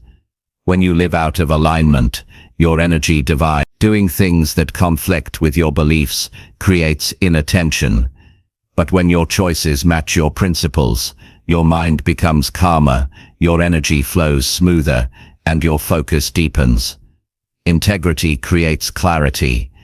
Your mental focus is a reflection of your emotional stability. If you're constantly overwhelmed, anxious, or angry, your focus will scatter. That's why managing emotions is essential to maintaining attention. Learn to pause before reacting. Learn to breathe when stress rises. Learn to ground yourself when your mind starts racing. The more emotional control you build, the stronger your focus becomes. Protecting your focus is not a one-time act, it's a daily discipline. Distractions will always exist, and new ones will keep appearing. The goal is not to eliminate them all, but to master the art of choosing wisely. You can't control everything that asks for your attention, but you can control what you give it to. Every time you choose focus over noise, you strengthen your ability to create something meaningful. As you develop this discipline, life begins to feel lighter. You stop being pulled in 100 directions. You start feeling present, centered, and efficient. You begin to notice that you have more mental space, more creativity, and more emotional balance. You realize that focus is not just about doing more, it's about living better. It's important to remember that protecting focus doesn't mean living without joy or spontaneity. It means being conscious of how you spend your attention. It means creating space for both productivity and peace. It means choosing activities that add energy, not drain it. Life becomes more meaningful when you give your best energy to what truly matters. The more you practice protecting your focus, the more you'll notice your priorities shifting. You'll stop chasing every opportunity and start choosing only the ones that align with your purpose. You'll stop seeking approval and start seeking growth. You'll stop reacting to life and start creating it intentionally. Focus gives you control. It turns chaos into clarity. When you protect your focus, you protect your future. Every moment of deep work, every hour of uninterrupted creation, every act of conscious attention builds a life that feels purposeful. You begin to realize that energy is the real wealth, and once you stop wasting it on meaningless distractions, you'll have enough to invest in the things that truly move you forward. In the end, your focus is not just a skill, it's a statement of self-respect. It's how you tell life that your time, energy, and purpose matter. Protect it fiercely, guard it daily, direct it wisely, because everything you want to become depends on what you choose to give your attention to today. Chapter 9. Build a life that feels right, not just looks right. There comes a point when you realize that chasing the image of success is not the same as living a fulfilling life. The world teaches you how to build a life that looks good on the outside, status, possessions, recognition, comfort, but it rarely teaches you how to build a life that feels good on the inside. A life that feels right is one where your peace is not for sale, your time is not wasted, and your actions reflect what truly matters to you. Many people spend years building lives that impress others, but exhaust themselves. They follow paths that look right because everyone else is walking them, only to wake up one day wondering why they feel empty. The real work begins when you stop asking, "Does this look successful?" and start asking, "Does this feel meaningful?" A life that feels right is built from the inside out. It begins with self-honesty, the courage to face what truly fulfills you, not what you've been told should fulfill you. It takes clarity to admit that the things society celebrates might not be the things that satisfy your soul. Maybe it's not the big house or the perfect job that makes you feel alive. Maybe it's quiet mornings, meaningful conversations, or creative work that lets you express who you are. Until you define what right feels like for you, you'll keep chasing what looks right to others. The danger of living for appearances is that it trains you to ignore your inner compass. You start measuring worth by comparison: who has more, who moves faster, who seems happier online. But the truth is, no external symbol of success can replace the feeling of being at peace with yourself. You can wear the right clothes, drive the right car, and still feel restless inside.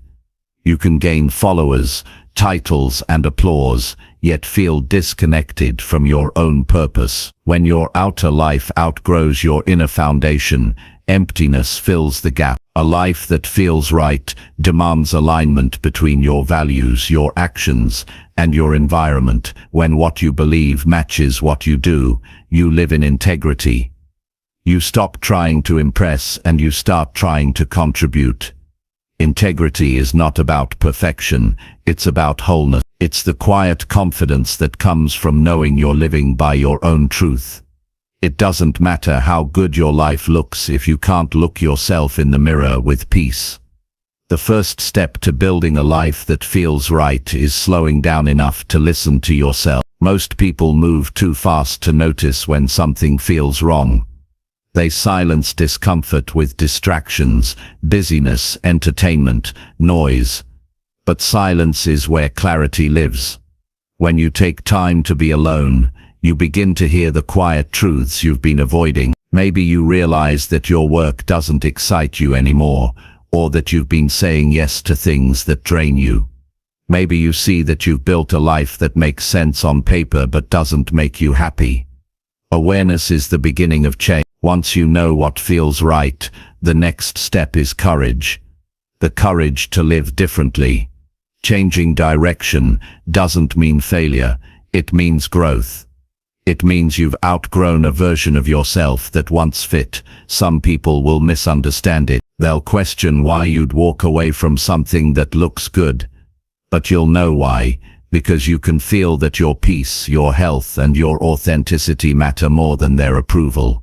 You can't build a meaningful life while trying to please everyone else. A life that feels right is built with intention, not impulse. It's created by small, consistent choices that honor your values. It's in how you spend your mornings, how you talk to people, how you handle pressure. You can't fake peace. You can't buy fulfillment. These things grow from living in alignment every day. You might not be able to control everything that happens to you, but you can control how honestly you live through it. Part of building a life that feels right is letting go of comparison. The moment you stop competing, you start creating. You stop chasing someone else's idea of happiness and start building your own. You realize that the goal is not to have what they have, but to feel how you want to feel. A person with less but with peace is far richer than a person with more but with inner chaos. Real wealth is emotional stability, meaningful work, loving relationships, and the freedom to live truthfully. You also have to understand that what feels right is often quieter than what looks right. Looking right demands attention. It shouts. Feeling right is calm. It whispers. It's found in the small things. Finishing something you care about, laughing with people who understand you, sleeping peacefully at night, knowing you lived with integrity. A beautiful life doesn't always photograph well. Sometimes it's just simple, real, and deeply content. To build a life that feels right, you must redefine success for yourself. Ask, what do I want my days to feel like, not what do I want others to think of me. True success is not measured in applause, it's measured in peace. It's not how much you have, but how much joy and purpose you feel while living it. When you start living by your definition of success, you free yourself from the race that keeps most people running, but never arriving. The process of building a life that feels right also means confronting your fears. Fear of judgment, fear of change, fear of letting people down. These fears hold people in places they no longer belong. But no amount of outside validation can fill the emptiness of living someone else's story. At some point you have to choose truth over approval. The right life will never require you to betray who you are to keep it. It's important to notice that feeling right doesn't mean feeling easy. Some of the most meaningful paths are uncomfortable at first. Walking away from what looks stable might feel risky. Starting something new might bring uncertainty. But the discomfort of authenticity is better than the comfort of pretending. Growth never feels like stability, but it always leads to peace. A life that feels right is also balanced. It doesn't ignore ambition, but it doesn't worship it either. It gives space for rest, relationships, creativity, and self-reflection. You're not here to constantly prove your worth, you're here to live it. You don't have to be busy to be valuable. Some of the most powerful moments in life happen when you slow down long enough to feel them. Pay attention to how your choices make you feel. Your body and emotions are powerful feedback tools. When something consistently leaves you drained, anxious, or restless, it's a sign that it's not aligned with your truth. When something brings calm, fulfillment, and focus, it's a sign you're on the right track. You don't need permission to trust your own intuition. A life that feels right always begins with listening to yourself. It's also important to build your life on contribution, not just consumption. Doing work that adds value to others creates deeper fulfillment than simply collecting things. When your actions help, heal, or inspire someone, you connect with something larger than yourself. That's what gives your life meaning beyond personal success. You stop asking, "What can I get?" and start asking, "What can I give?" That shift turns ambition into purpose. You'll find that as your life begins to feel right, some people may drift away. Not everyone will understand your priorities. Some will mistake your peace for complacency, your simplicity for lack of drive, your boundaries for distance. But that's okay. The goal is not to be understood by everyone. The goal is to be at peace with yourself. When you feel right within, external validation becomes optional. Creating a life that feels right also requires self-respect. You have to stop settling for things that hurt you just because they look good. Stop staying in jobs that kill your spirit. Stop chasing relationships that drain your energy. Stop living for an image that hides your truth. You don't owe anyone a version of yourself that looks successful but feels miserable. Your peace is not negotiable. The more you live in alignment, the more authentic your life becomes. You stop performing. You stop pretending. You start expressing instead of impressing. The people who belong in your life will recognize that authenticity and respect it. The opportunities that align with your purpose will naturally find you because you're no longer chasing what doesn't fit. A life that feels right also means embracing imperfection. The world sells the idea that happiness is flawless. A perfect body, perfect career, perfect family. But real fulfillment is messy. It's made of mistakes, lessons, forgiveness, and growth. You don't need a perfect life, you need a genuine one. When you stop striving for perfection, you start appreciating progress. To sustain a life that feels right, you must keep checking in with yourself. Growth changes your values over time. What felt right 5 years ago might not feel right today. That's not inconsistency. That's evolution. Keep asking yourself, does this still align with who I am becoming? Your willingness to adjust keeps your life alive. Simplicity is another foundation of a life that feels right. The more unnecessary things you remove, the more peace you create. Simplify your space, your commitments, your relationships. Leave room for presence. Life doesn't feel right when it's overcrowded with things that don't matter. Freedom isn't found in adding, it's found in subtracting. Your life will begin to transform when you start making choices from peace instead of pressure. Stop saying yes out of guilt. Stop pursuing goals that don't excite you. Stop following traditions that don't inspire you. Choose from alignment, not approval. That's when life starts to feel like it belongs to you again. You'll know your life feels right when your mornings don't start with dread. When you feel connected to what you do. When you can breathe without rush. When your happiness is not dependent on external recognition. You'll know you're living truthfully. When you no longer feel the need to explain your peace to anyone. The work of building a life that feels right never ends.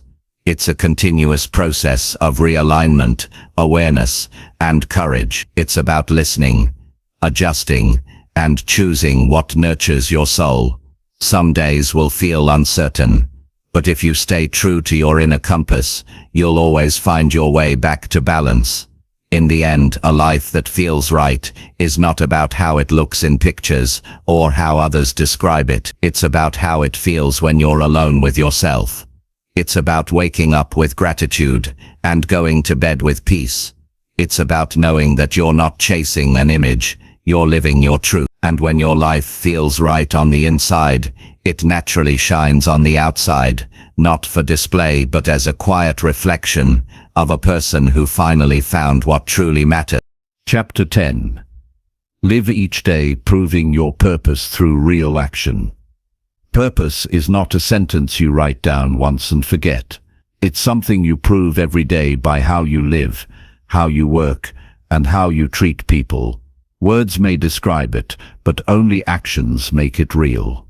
The most fulfilled people are not the ones who talk about purpose, they're the ones who demonstrate it. They wake up each morning with clarity, knowing that every small choice adds up to something meaningful. Living with purpose is not about waiting for a grand opportunity or a perfect moment. It's about using today, this hour, this breath, to move closer to what matters most. Every day is a test of alignment. You either move closer to your purpose or drift further away. It's not the big decisions that define your life, it's the small ones you make repeatedly. The conversations you have, the habits you keep, the effort you bring, the promises you keep, all these prove what your purpose truly means to you. You can say you value growth, but do you challenge yourself daily? You can say you care about others, but do your actions reflect empathy? You can say you want to make an impact, but do you take consistent steps toward it? Real purpose lives in behavior, not intention. Living your purpose daily starts with clarity. You must know what you stand for and why you do what you do. Many people confuse busyness with purpose. They fill their schedules but not their souls. Purposeful living is not about doing more, it's about doing what matters.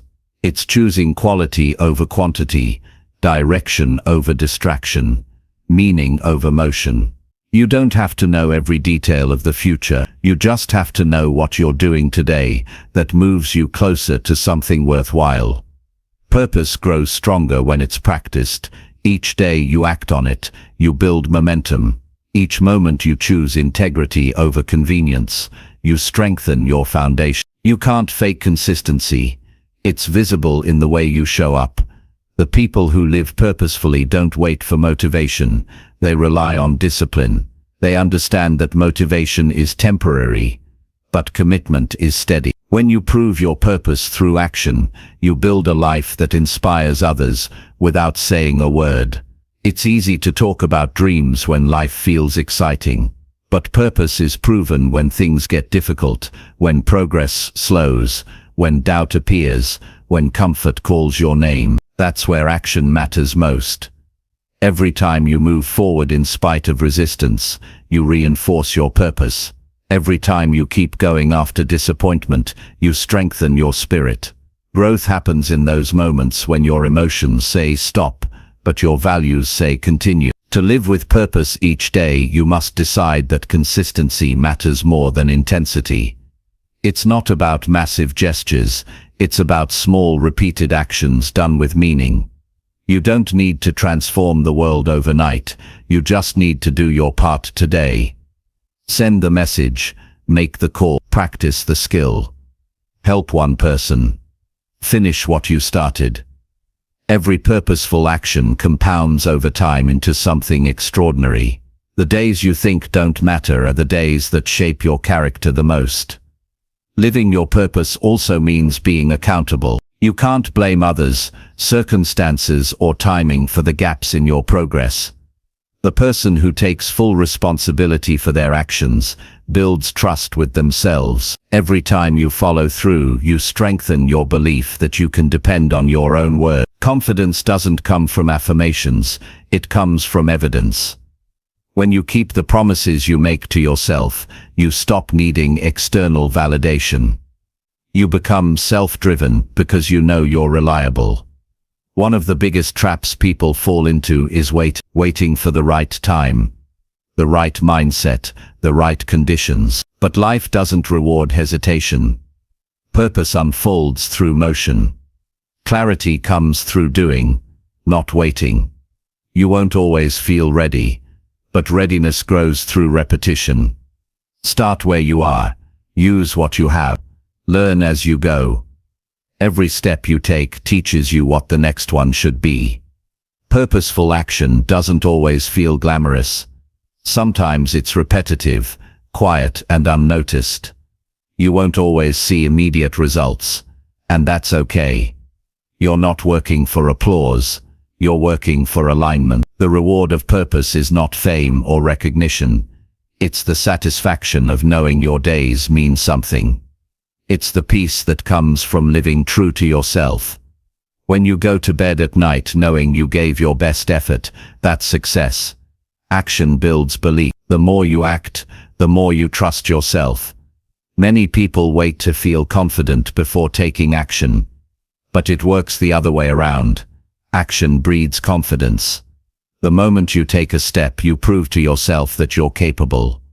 Each day you act, you build evidence of your strength. Eventually, your actions replace your doubts. You begin to live from conviction instead of fear. Proving your purpose daily also means aligning your actions with your words. If you say health matters, take care of your body. If you say family matters, spend time with them. If you say growth matters, keep learning. If you say contribution matters, help others. Your purpose loses power when it's only spoken. The world doesn't change from declarations, it changes from demonstrations. You show your values through your calendar, your effort, and your behavior. You'll face days when your energy is low, and your motivation disappears. Those are the days that test your discipline. Purpose is not built on perfect conditions, it's built on persistence. You don't need to feel inspired to act, you need to act to feel inspired. Movement generates momentum. Even a small action done with sincerity can reignite your drive. It's in motion that purpose breathes. Living your purpose also means staying aware of why you started. The longer you walk your path, the easier it becomes to forget your why under layers of routine. Regular reflection keeps your actions aligned with your mission. Ask yourself each night, did I live today in a way that honors my purpose? That simple question brings clarity and accountability. It helps you recalibrate before you drift too far off course. Purposeful action requires patience. Big goals often take time to bear fruit. The results may not appear right away, but every day of effort builds invisible progress. The habits you repeat shape your identity, even when the outcomes are not visible yet. Don't underestimate the power of small steps. They are the architecture of transformation. Every ordinary day becomes meaningful when it's lived intentionally. To prove your purpose through real action, you must protect it from distraction. The modern world thrives on noise. Every minute, something tries to pull your attention away from what matters. Guard your focus. Don't allow meaningless tasks to steal your mental space. Purpose demands clarity, and clarity comes from stillness. Make time for quiet reflection, even if just a few minutes each morning. In those moments, you reconnect with your direction, before the world's demands take over. You must also surround yourself with people who challenge and support your growth. A purpose-driven life is not lived in isolation. Energy is contagious. Spend time with people who inspire discipline, not laziness. who talk about ideas, not gossip, who remind you of your goals when you forget. The right people keep you accountable and motivated. They help you stay aligned when distractions tempt you. Living with purpose means doing what's right, not what's easy. Every day offers opportunities to compromise your values for comfort, but integrity keeps you on track. When you stay honest, kind, and committed, even when no one's watching, you strengthen your purpose. Your actions become your message. They show the world that character still matters. To live your purpose daily, learn to balance ambition with gratitude. Work hard but also appreciate the moments you're in. A life built only on striving becomes exhausting. Gratitude gives you perspective. It reminds you that you're already living parts of what you once dreamed about. When you act from appreciation instead of scarcity, your energy becomes calmer and your decisions become wiser. There will be times when you question your purpose, when progress feels invisible, when doubts creep in. That's when you must remind yourself that your purpose is not proven by perfection, but by persistence. Keep showing up. Keep doing the work. Keep acting on your values even when no one notices. Every day you continue, you strengthen the foundation of your life. Greatness is not built in bursts. It's built in consistency. Real action also means taking responsibility for your influence. Every word you speak, every gesture you make, every choice you take affects someone else. You may not realize it, but you're always setting an example, whether it's of discipline or of distraction. Living with purpose means being intentional about the energy you bring into every space. You don't have to be famous to inspire others, you just have to live authentically. Action also requires self-awareness. You can't live your purpose if you don't understand your strengths and weaknesses. Take time to reflect on what energizes you and what drains you. Learn where your effort creates the most impact. Purposeful living is not about doing everything. It's about doing the right things. Align your actions with your natural gifts and you'll find energy instead of exhaustion. The more consistently you act on your purpose, the more your life becomes a statement. You no longer need to convince others of who you are. Your actions speak for you. You start to move with quiet confidence. You don't chase recognition, because you know your effort has meaning whether others see it or not. This kind of peace can't be bought. It's earned through daily discipline. Purposeful living doesn't mean every day is extraordinary. Some days will feel ordinary, repetitive, even dull. But if you approach those days with intention, they still count. Purpose is built in the mundane just as much as in the monumental. It's in how you answer emails, how you greet people, how you handle setbacks. When you bring meaning to the ordinary, life itself becomes fulfilling. To live with purpose, you must also learn to celebrate progress. Many people rush from one goal to the next, without appreciating how far they've come. Recognition fuels motivation. Pause to acknowledge your effort. Reflect on what you accomplished, not to boast, but to remind yourself that you're moving forward. This creates emotional momentum. It reminds you that your work matters, and your actions have impact. As your purpose grows, your standards will rise. You'll become more mindful of how you spend your time, who you spend it with, and what you commit to. You'll start saying no to things that don't align. Not because you're arrogant, but because you're focused. This refinement is not restriction. It's liberation.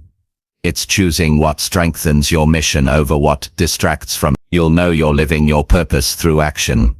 When your life starts to feel unified, when your values, habits, and direction all move in the same rhythm, you'll feel less internal conflict and more clarity.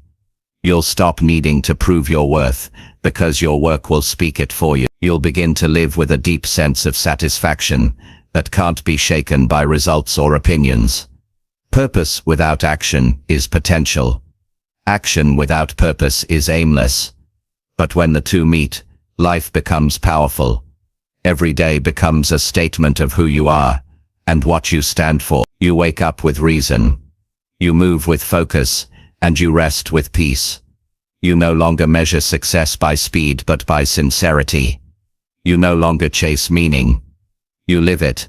When you live each day proving your purpose through real action, your life becomes a legacy in motion. People remember not what you said, but how you showed up.